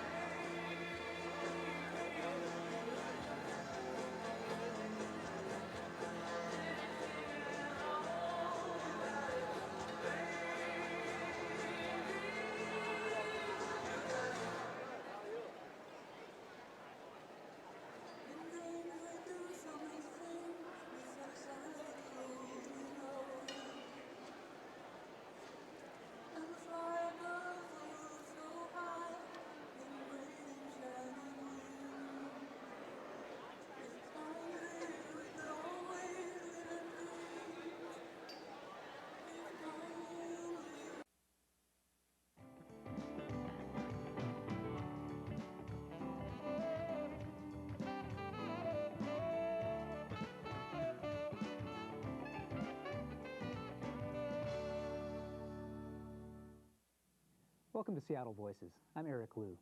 We do this show to bring you a little closer to some of the people whose lives and voices are making our civic life richer and more interesting. My guest today is Dustin Washington, whose job title is Director of the Community Justice Program at the American Friends Service Committee. But his unofficial title, I think, is just man about town and active community activist and organizer. He's one of the most exciting people, I think, in this generation of public servants and civic servants. And Dustin, we're glad to have you here. Thank you. Thank you. Let me ask you just a little bit, when you talk about community justice, running a community justice program, what does that mean? It means a lot. You know, we're faced with so many issues, and not only here in Seattle, but around our country. I think the mission of our program is really to engage people in terms of building a movement here in Seattle. We like to say specifically an anti-racist movement, and you know, to really tackle some of the core issues that are facing our times, whether that be racial profiling, whether that be racism within the school district, the enormous amount of people of color that are incarcerated within our prison system here in Washington State, and also trying to tie all of those issues together to dealing with poverty. So really, if you looked at one of our program brochures, you would see Dr. King's quote about the 3 pillars of oppression being militarism, racism, and poverty. So we're trying to engage you know, in a multi-generational way, a multicultural way around those primary issues, but with the long-term vision of just building a movement and developing new leadership. Now, the American Friends Service Committee, it's the Quakers. Right. Tell me, are you Quaker? No. And no. tell me how the values of the Quaker movement, religion, feed into and flow into the work that that you do. Well, first and foremost, I would say the principles of nonviolence. You know, I definitely believe nonviolence is the best means in terms of approaching social change in our country. It kind of, you know, under that understanding that the means have to justify the ends. I don't think we can achieve social change in this country through violent means and really, in the long term, achieve the type of society, the peaceful, just society that we want to see. Also, I think because of my faith, one of the Quaker famous quotes is, "We see that of God within everyone," and I think that also compels us to be nonviolent. So even if I can see you in a role of the oppressor, if I can see still that spark of God within you, then I'm going to have to relate to you on a human level. I think those two values, as well as just the rich history of the Service Committee, not only here in Seattle, but across this country and across the world, in terms of commitment to social justice, I think definitely meant a lot to me in terms of entering the Service Committee. When you first entered the committee, which was about 5 years ago, I was asking earlier whether there was some form of you know, introduction/indoctrination into the values and the tenets of that work. Tell me a little bit about what it was like to first get steeped in the culture of the Friends and the Quakers. And you grew up Baptist, I believe, right? And tell me what were the resonances and what felt like it fit, what felt like it was new to you. Well, I think, I mean, definitely, you know, we started a lot of our meetings off with moments of silence, which was kind of a new concept to me. I mean, in terms of spirituality, I'm used to more of a demonstrative spirituality, so that was definitely something to get used to. As well as, you know, for me, just entering the Service Committee and just hearing all of the organizing work that has taken place out of the Service Committee, which I didn't know about before, and knowing that folks from the Service Committee were instrumental in sending Dr. King to India, where he first, you know, was indoctrinated with the philosophy of nonviolence. Also knowing that the Service Committee was involved in the March on Washington, and you know, during the Civil Rights Movement, when the SCLC went to Chicago and really tried to organize around housing issues in Chicago, there were some folks from the Service Committee that were instrumental in that movement, as well as here, people like Tyree Scott and Juan Bocanegra, Cindy Domingo. There were a lot of folks that were involved with the American Friends Service Committee here in Seattle. So just knowing that history really was important to me. But, you know, in terms of things that were not a perfect fit, I mean, just, you know, there's a specific culture to being Quaker, and while most of the people that I work with, or none of the people that I work with are Quakers, there's still that kind of overarching influence. So that was something to learn about. You came to Seattle about a decade ago now, from New Jersey. From New Jersey. When you first arrived here, tell me what sorts of things you were looking to get involved in, and how you began the path that you started on of community organizing and civic work and civic life, because People oftentimes will see somebody in a role like yours running a program with a title, a business card, and everything, and they don't have a sense of how you got from A to B. There was no magical path for me. I think, growing up, I grew up in the church, and I think growing up in the church definitely influenced my sense of, service, and that I need to be of service. One of the things I remember clearly about growing up is just the constant talk of compassion and caring about other people. And while I wasn't able to necessarily put all that together at a young age in terms of, the work that I'm trying to do now, that was definitely an influence. I think my mother, my grandmother, my auntie, they were all social workers. And, I remember going to work with, my mom worked in Camden. She was actually a CPS social worker. So she was dealing with some of the most horrific situations, and going to work with her and just, seeing, I don't know if you're familiar with Camden, New Jersey, but Camden is a very, very poor city. And getting to see the poverty that I saw. And I think moving here, and I wasn't quite sure what I wanted to do. I was reading a lot of different books and, just going to different things. And it was just kind of a process that just kind of happened. Combining that with, again, growing up in the church, politics being a source of constant conversation in my house growing up. I remember hearing stories of my uncle who was arrested 11 times during the Vietnam War. He was actually in the military at the time. He got charged with attempting to overthrow the U.S. government. And so I think all those things kind of played into leading to where I am today. Who were your early mentors when you arrived in Seattle and started to get engaged in civic things? Well, I would say, definitely there's some folks from out of town and some folks from in town. I think what really pushed me into to the work that I'm doing now was attending a 2-day Undoing Racism training by the People's Institute back in 1998, where I met Ron Chisholm and Diana Dunn, and their work definitely influenced me. There's also folks like Aaron Dixon, who was the founder of the Seattle Black Panther Party, Mary Flowers, who's an amazing community organizer, Reverend Robert Jeffrey, K.L. Shannon, who's one of my best friends. Just meeting all those people and just seeing the work that they have done and are continuing to do definitely inspired me. Was it a matter of simply being around them, watching them, kind of picking up things that they did, or was there a more active apprenticeship of, Dustin, come here, come under my wing, let me show you how, here's how we pull together a meeting, here's how we do this kind of protest, here's how we do A, B, and C? I think there's a little bit of both. I think, definitely, there's no training school for doing community organizing. I think one of the things that K.L. Shannon talks a lot about is being a student of organizing and knowing that we're just in a constant learning mode. But I think just hearing a lot of what they've done in the past, as well as seeing, again, what they're doing now, just influenced me and inspired me.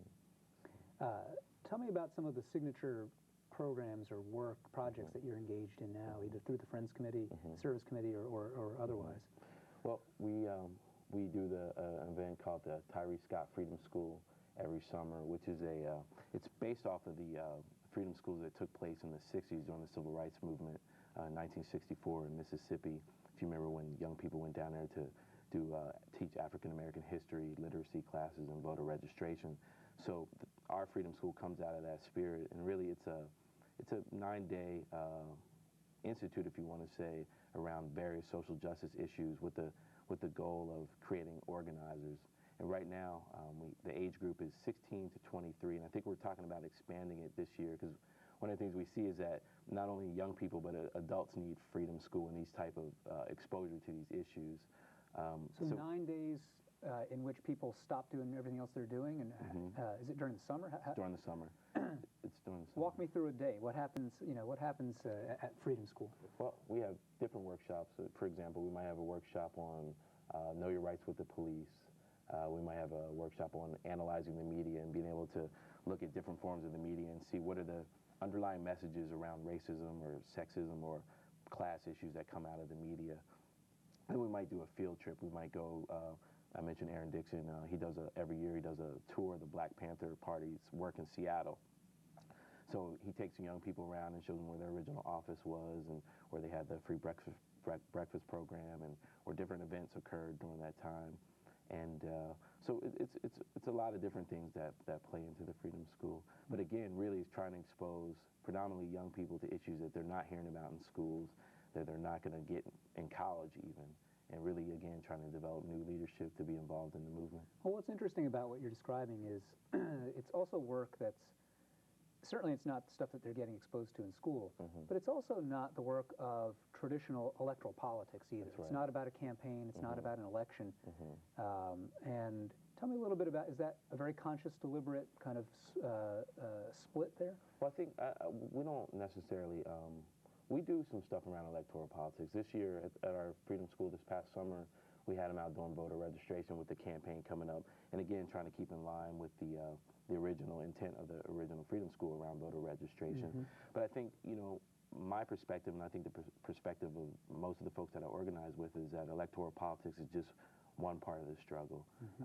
Surely we could have some progressive people elected, and we do, folks like Larry Gossett, Nick Licata, but we believe that for there to be profound social change in this country, that folks have to get involved in every level of the society. And there's so many issues that we're dealing with, so we just try to expose them to as many issues as possible. Are you seeing now, in the aftermath of the 2004 campaign, where whatever your political persuasion was, there was a lot of energy, a lot of passion, a lot of young people in the process for the first time. Are you seeing that that energy is just now dissipating and disappearing, or are you able to kind of harness some of that and steer it into the kind of community-based work that you're talking about here? Yeah, we're trying to grab onto some of those young folks and steer them in that direction in terms of the long-term work, and really just trying to put out the idea that whether John Kerry or George Bush was elected, we would still have serious issues in our country. You know, we were talking about the presidency of Bill Clinton. We know even with a Democratic, you know, leftist or liberal Democrat, we still have poverty in our country. We know there's still extreme poverty on reservations. We know there's still extreme poverty in what we call the ghettos in this country. So really, we want to be a part of building a movement to get at the depth of these issues. How, you know, the language and the rhetoric, the models of the 60s are pretty resonant in everything you're saying, both in terms of your own family and the influences that they had on you, the ways that you're organizing your work right now.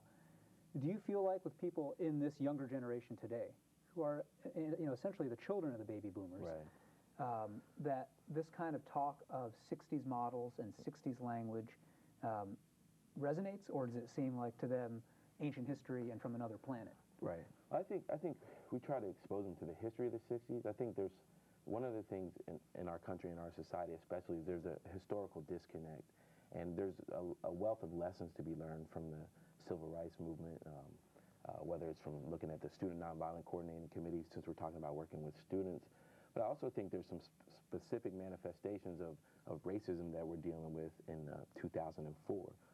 So we really try to let folks know that that generation probably was dealt with discrimination, but what we're talking about is dealing with the deeper levels of institutionalized racism, cultural racism, and imposition of a dominant culture, and how racism is just embedded within all of our different institutions.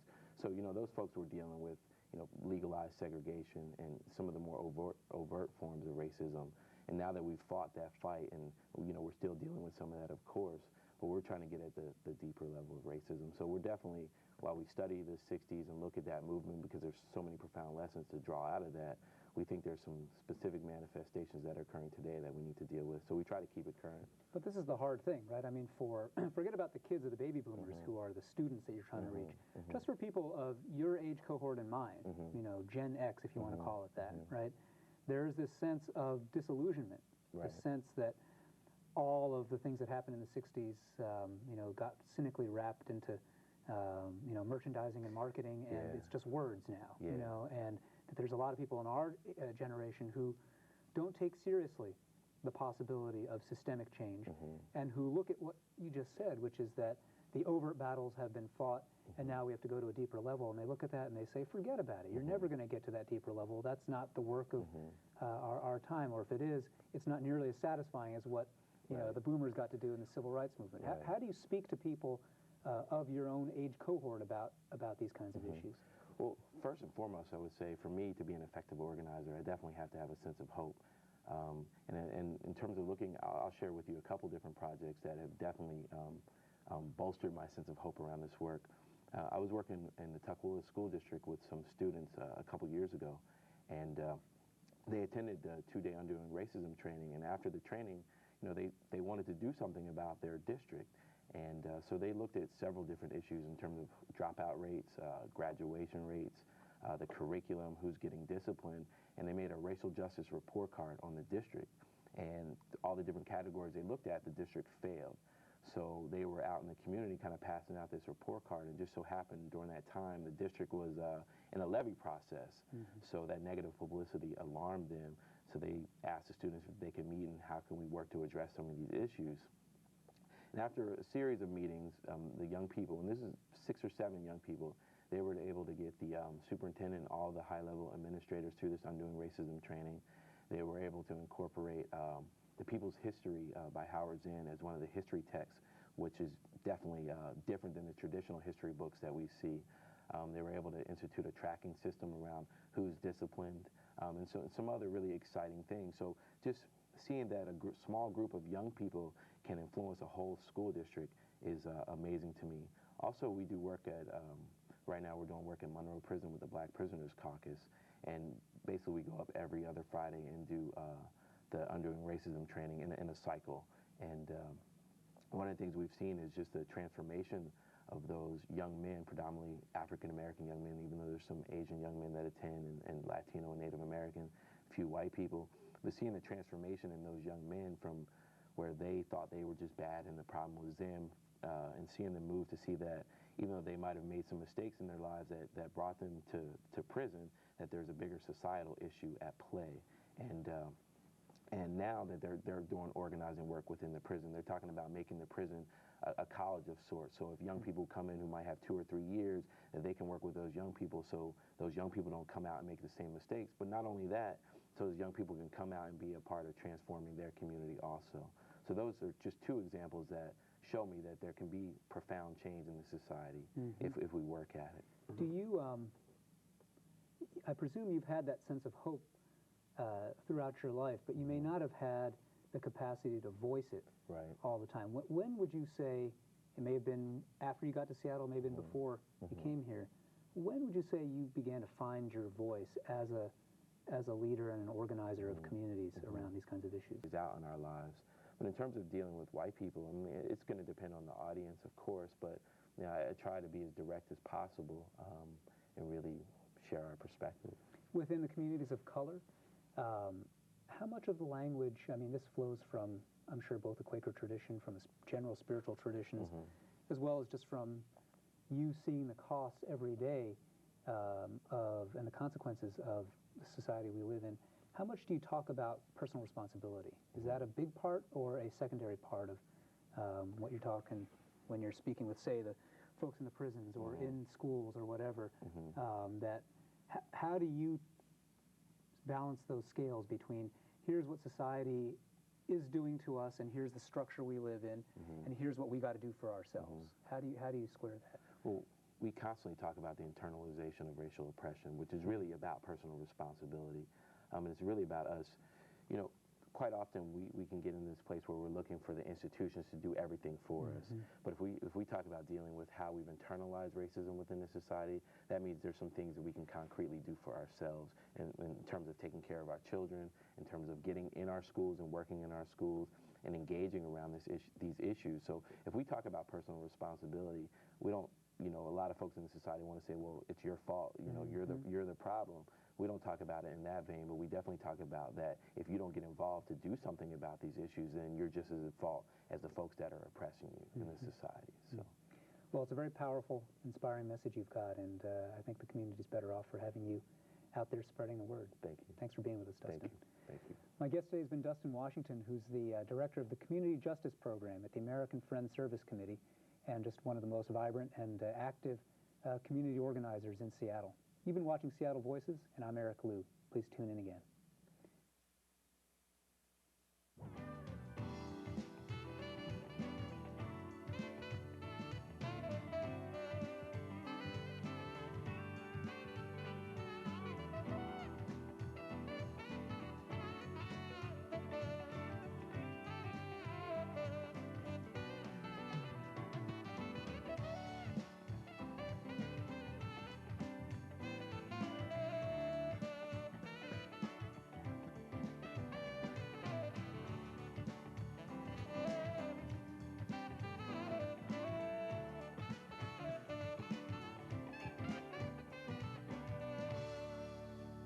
Lucia. The big headlines of the last couple weeks have been gay marriage. The mayor is out strong. He wants to recognize gay marriages. You gave him legal advice. You're a guy that has to defend the policy decision in court, which I assume is where it's going. What did you say to the mayor when he wanted to do this? Well, I'm entirely supportive of the mayor's efforts. I think that anything we can do to bring equal rights to all of our citizens is a good thing. Now, of course, the mayor can't marry anybody. He can't legalize marriages. That's a county function. So what we're trying to do is to provide benefits for the people in Seattle who've gone to the trouble of getting married in another jurisdiction, that is Seattle employees, as a small step in providing them equal rights, the same rights that you and I have. How often does a mayor sort of get bold enough to really defy, which is what it's being interpreted as, a state law? Well, a lot of mayors around the country right now are looking at this, and I don't know if it's bold enough. The mayor and the council and me, we've gotten a lot of calls from our constituents asking us, how come I can get married in Portland? How come I can get married in San Francisco? How come I get married in New Paltz, New York? I mean, they want marriage here. Why not Seattle? Seattle's supposed to be a liberal place. Why am I being denied the same equal rights as people in other jurisdictions have? And it's a hard question to answer when your constituents are asking it like that. You have been sued. I assume there'll be more lawsuits. What are you saying? How are you defending this? Well, we've got 2 pending lawsuits right now on this issue, and the defense is fairly straightforward. What the mayor has done is provide benefits to city employees. That's his right. It's the city's right to do that. He can't recognize a marriage. I think he would like to if he could, but he can't. So he can't grant a marriage, but he can recognize them in effect. He can't make a marriage that doesn't. He can't say it's a marriage in Washington. All he can say is that for purpose of city's benefits, well, what he has said is for purpose of the city benefits, we're going to provide the same rights to those folks who've gone and gotten married in San Francisco or Portland or wherever they've gone. And you think it's defensible? Oh, I think it's entirely right. Now, we may decide to push it further, and then we'll have a harder lawsuit, but I think that where we are right now, we're on firm legal ground. WTO settlements. There was a headline, $250,000 paid out just a couple months ago. I mean, it's 5 years ago, I think, that the WTO happened. Why are we still paying out settlements? Well, lawsuits take a while. They appeal. That settlement was an excellent settlement. It was $250,000 for 157 people. We've gotten calls from other jurisdictions who assumed that the attorney fees were on top of that, and they were just astounded that we were able to settle for such a small amount for such a large class action. Those were the people who were arrested at First and Broad. And there was a question about the nature of the warnings. Remember, we all suffered through WTO. It was a tough time. I mean, they're not completely over the settlements, but I think you're close to being done. Well, where we are is remember, the mayor issued an emergency order. Constitutionally, that order was challenged in district court. We won that. That case was dismissed. They've appealed to the Ninth Circuit, which is the Court of Appeals for the Federal District Court. That's being considered right as we speak. How has Seattle changed its policing procedures because of these settlements and what you've had to, in effect, admit? Well, I don't know whether we've changed at all because of the settlements. What we've done is worked very closely with the police. In fact, I was at a meeting on just Monday talking with the police command staff about procedures that we use when the police need to clear a street of a group of demonstrators. The police, I think, are on very firm ground. They know what probable cause for arrest is, and they arrest only under those circumstances. But that was exactly what you had to pay out settlements for not doing properly. Well, CR, sometimes when things get really out of control, the police need to take charge. And I don't know, I don't think the police acted improperly in that settlement. It was a difficult case. We offered $250,000, which was a relatively small amount for 157 arrests. We risked much greater exposure. It was a business decision. I think we could have successfully defended that. Are you an activist city attorney? Your predecessor, Mark Sidran, had that label affixed to him, and Sundays he even embraced it. Yeah. Are you? Well, my job is multifaceted, and Mark had to do a lot of things to bring laws to bear to help solve community problems. It's my job to enforce those laws. If enforcing those laws, as we do, is activist, then I'm activist. I also believe that we have an elected government, and the government has to do its job. So I challenged Initiative 80 successfully, the Save Our Creeks initiative, because that was basically an initiative that would have taken over development of Seattle through the initiative process. So am I activist? In some ways, yes, but the job is still the same, and that's providing protection and defending the democracy in the city of Seattle, and that's what I do. But you've got no laws. Sidran had, a law every year or so, and sometimes more, that he was promoting the Sidran laws, we call them. You don't really have those. No, and in fact, because Mark did a lot of that work, I don't need to. But what I am doing is reaching out to the communities to try to help make those laws more effective in the ways that the community needs them to be effective. The people against whom those laws are intended are people who have problems that aren't necessarily criminal justice problems. They're people who don't have homes, who have mental illness, who have drug or alcohol addictions. What we're trying to do, working closely with the municipal court, is find another way to deal with those people rather than locking them up at the King County Jail at $88 a night.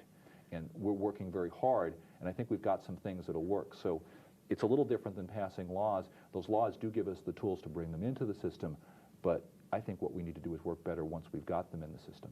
One thing you were vocal on last fall was the marijuana initiative. It passed, you didn't want it, you were, I think, the strongest, most vocal opponent of it.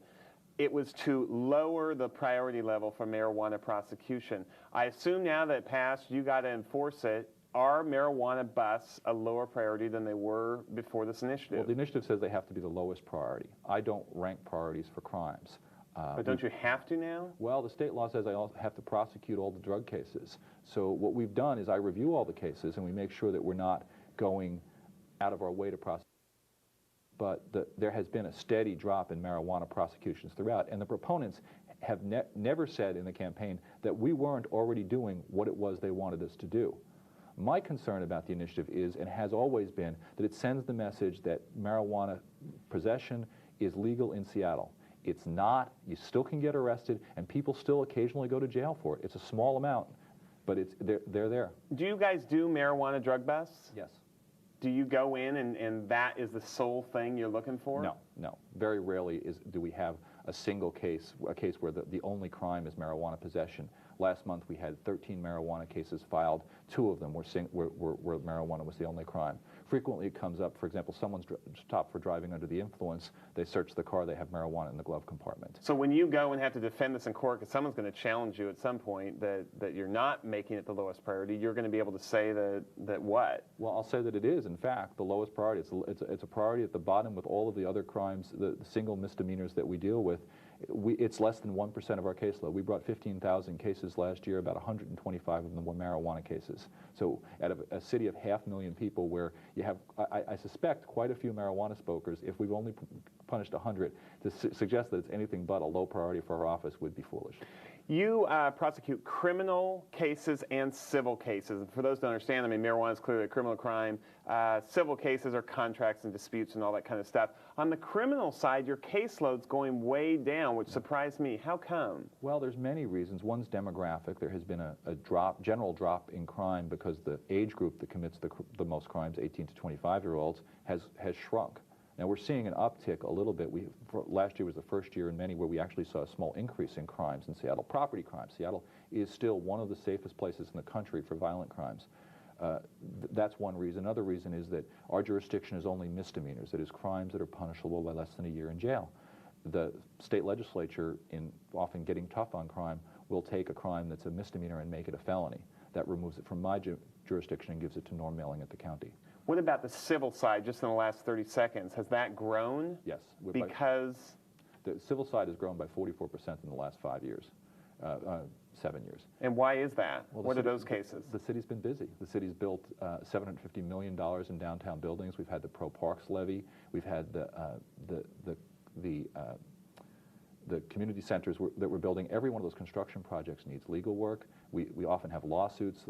We have lawsuits arising out of the library construction, out of the Justice Center construction. Well, that's accounted for that big increase. Yes. When the city's busy, we're busy. I got to leave it there. Thanks so much. Thank you. Tom Carr is the Seattle City Attorney. Stay with us when we return. An outsider weighs in on his performance when our program continues in a moment.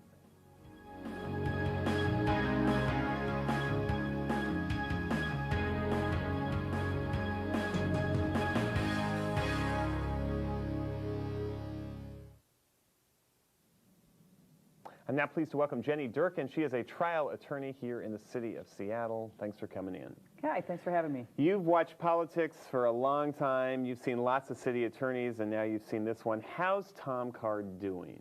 I think he's actually doing a great job. He's in a difficult position because he's coming in new.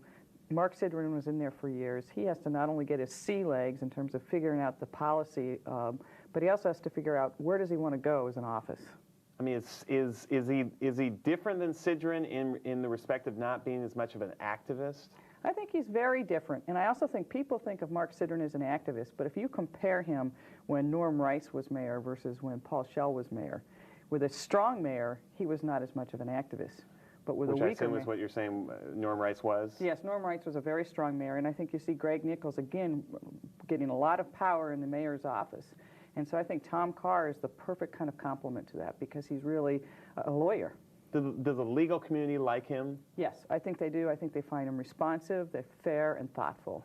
This gay marriage thing, he's got to defend it in court. He's got to say to a judge and to a jury, I guess, that this is the right thing to do. Is that going to be hard for him? On his particular slice of the issue, I don't think so, because though it comes under the rubric of gay marriage, really what it's about is the city's right as an employer to give benefits to its employees. I mean, we hear this kind of this lofty rhetoric from the mayor about it's an equal protection, case and all the rest, but it's really, you don't think it's going to come down to defending it on those grounds? I don't think so. I think those are the motivations, fairness, equality, but I don't think that's how you have to defend it in court. What you can say is we have an executive order and we're treating our employees all the same regardless of their status. What happens when a mayor, and I don't think this was the case, but what happens when a mayor wants to go out with a big policy, and he may even go farther in this gay marriage thing, we don't know, and a city attorney doesn't think it's a good idea? What kind of conversations happen there? First, they have private conversations, because even though he's an elected official, there's attorney-client privilege. So you have to be very cautious about going on the public record against anyone you're representing. But I think he has, talks from behind the scenes saying, here's your options, here's what I think we can defend, here's what we can't defend, here's where you're going to be on solid ground, or here where you're on an iceberg. And then when the mayor goes out with it, he's got to defend it. He's got to defend it. We talked about the WTO settlements with Tom, $250,000 that was just shelled out, a month or two ago. 5 years later, we're still dealing with this WTO thing. Why do we keep settling? Why did the city not come out on the winning side of any of these lawsuits, as far as I can tell? WTO was such a cataclysmic event for the city and for the police department. They made mistakes. It was the best thing they could do to get this behind them. One, it was a lot cheaper than they would have paid had they gone to trial, I believe, given the judge's previous rulings. Two, you didn't want to put your police department through that time again and drag it all through the court. Finish it, get it behind us. We have a different chief, a different mayor. Police practices are different. Let's move on. I mean, do you think $250,000 is a pretty small sum for 150 protesters? I mean, it's a lot of money, especially in these days with tax dollars being so rare. But, compared to what I think they would have paid, given the enormity of what the judge ruled they did wrong, I think it was a very good settlement for the city. How much have police practices changed since the WTO? I think they've changed a significant amount, both in terms of in the area of crowd control and planning. They won't get caught flat-footed again. Is the marijuana initiative, which we talked to Tom about, has that been a good thing?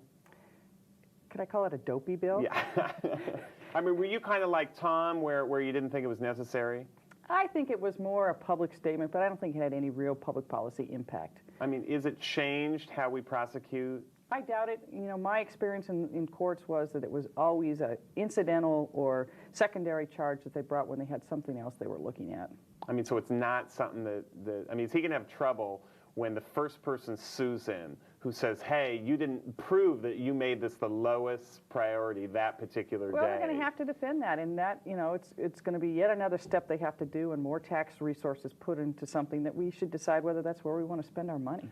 The criminal side and the civil side, we talked to Tom about that. Civil caseload's going way up. Criminal caseload, I guess most of that's being bumped up to King County Court, so he's actually having lower number of criminal cases.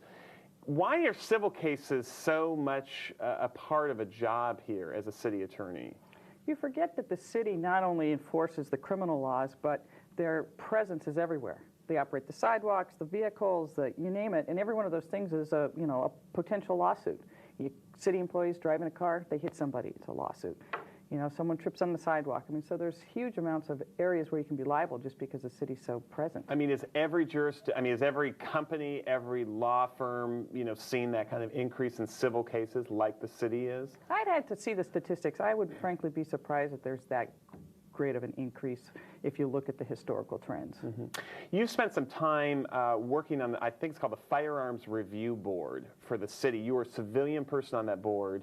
what happens is that gets invoked anytime a police officer is involved in a fatal shooting. We just had a fatal shooting. It was the first one in I think about 15 months. Police officer had to shoot a guy up in Capitol Hill. What can you say about your time on that Citizen Review Board and how police shootings have changed, if at all?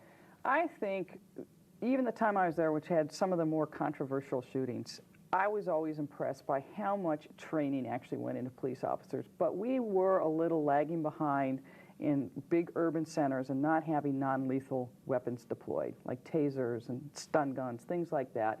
And there was a dramatic shift. They're deployed now, and I think there was just an article recently showing how many officers use them, and I think that is going to reduce the number of incidents. I mean, so wasn't there seemed to be a bulge during your time for how many police shootings there were? I mean, was that partly just a result of the demographics too, the bubble it was going through? I think that it's just chance, because you never know when a situation is going to develop where a police officer has to use their firearm. And you can go a long time without it, but that doesn't necessarily mean that the police are acting differently. It just means you didn't have an incident. What happens if we get too excited about tasers and go a little too far in that direction? Well, that's always the flip side. And you've seen some cities where there's been lawsuits brought saying, hey, they're taking the tasers out when they don't need to. That's a type of force. It's too much force. You should just be, using verbal commands or, things like that. And so you may get that here as well. We have the impound law, which we didn't talk to Tom Carr about, but he will say, hey, the impound law is a great thing. It's worked. It's kept people who had these suspended licenses, off the street. In other words, your car gets impounded if you've been driving with a suspended license. It was a Mark Sidran thing, I believe, the impound law. Has that been a good idea? I think the impound laws, I don't think it's a good idea. I think it punishes the wrong people. I think there's other ways to get suspended license folks off the streets. And I also think if you dug down deeply, you'd find that some of these towing companies are making a lot of money off the backs of poor people. I mean, it's been a boon for them. It has. We just have a minute left. You've been a political observer. How do you rate this mayor and this council? I think this mayor and council are going to have a really interesting time. I think we have one of the strongest mayors we've had again in years. And we now have a council that, they saw the drubbing the last one took, and they're going to be cautious, but they're not going to give up their turf. You think this council is going to be stronger after that election? It seems like a watershed election. Yes, I think it was. I think they're going to be much more cautious about going off into directions that perhaps they don't need to stray. Yeah, no circus bands, no circus Snake bands, River. that's right. Yeah. Jenny Durkin, thanks so much for being here. Thanks for having me. And we thank you all for watching. If you have seen or heard something that you'd like to comment on, please go to our website at seattlechannel.org, and you can click on Talk Back. We air every Friday night at 7 and are replayed several other times during the week. You can check our website for that information. And with that, we close. On behalf of our talented studio crew here at our program, I'm C.R. Douglas. Thanks for joining us. We'll see you next time.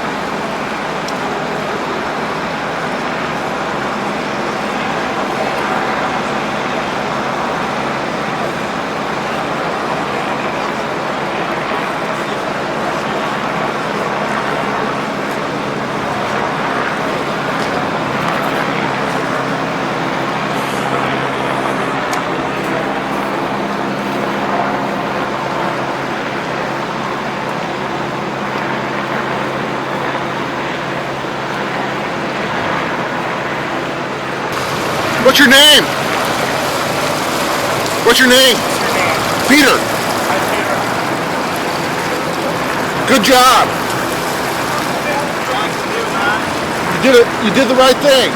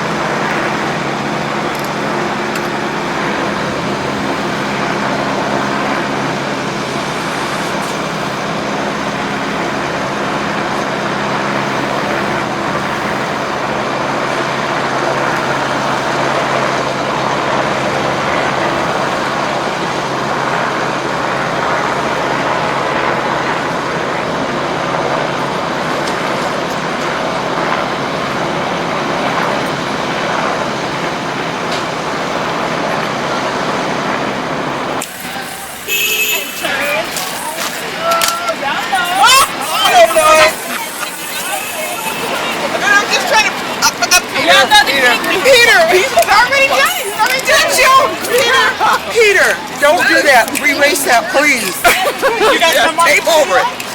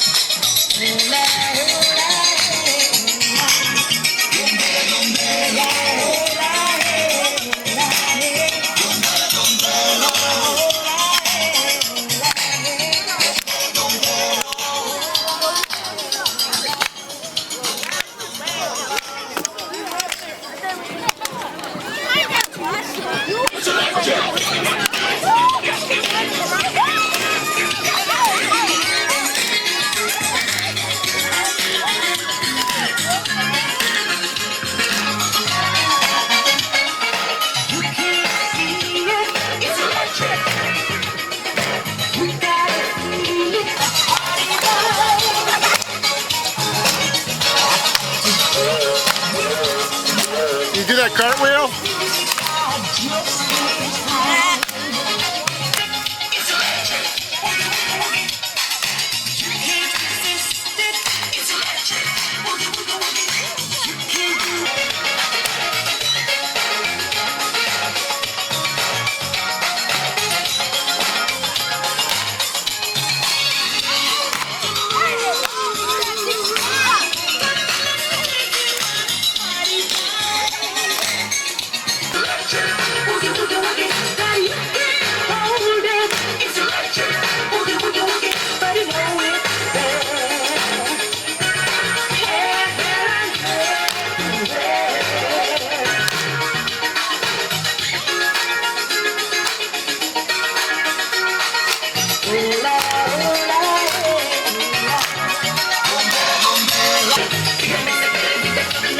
She's a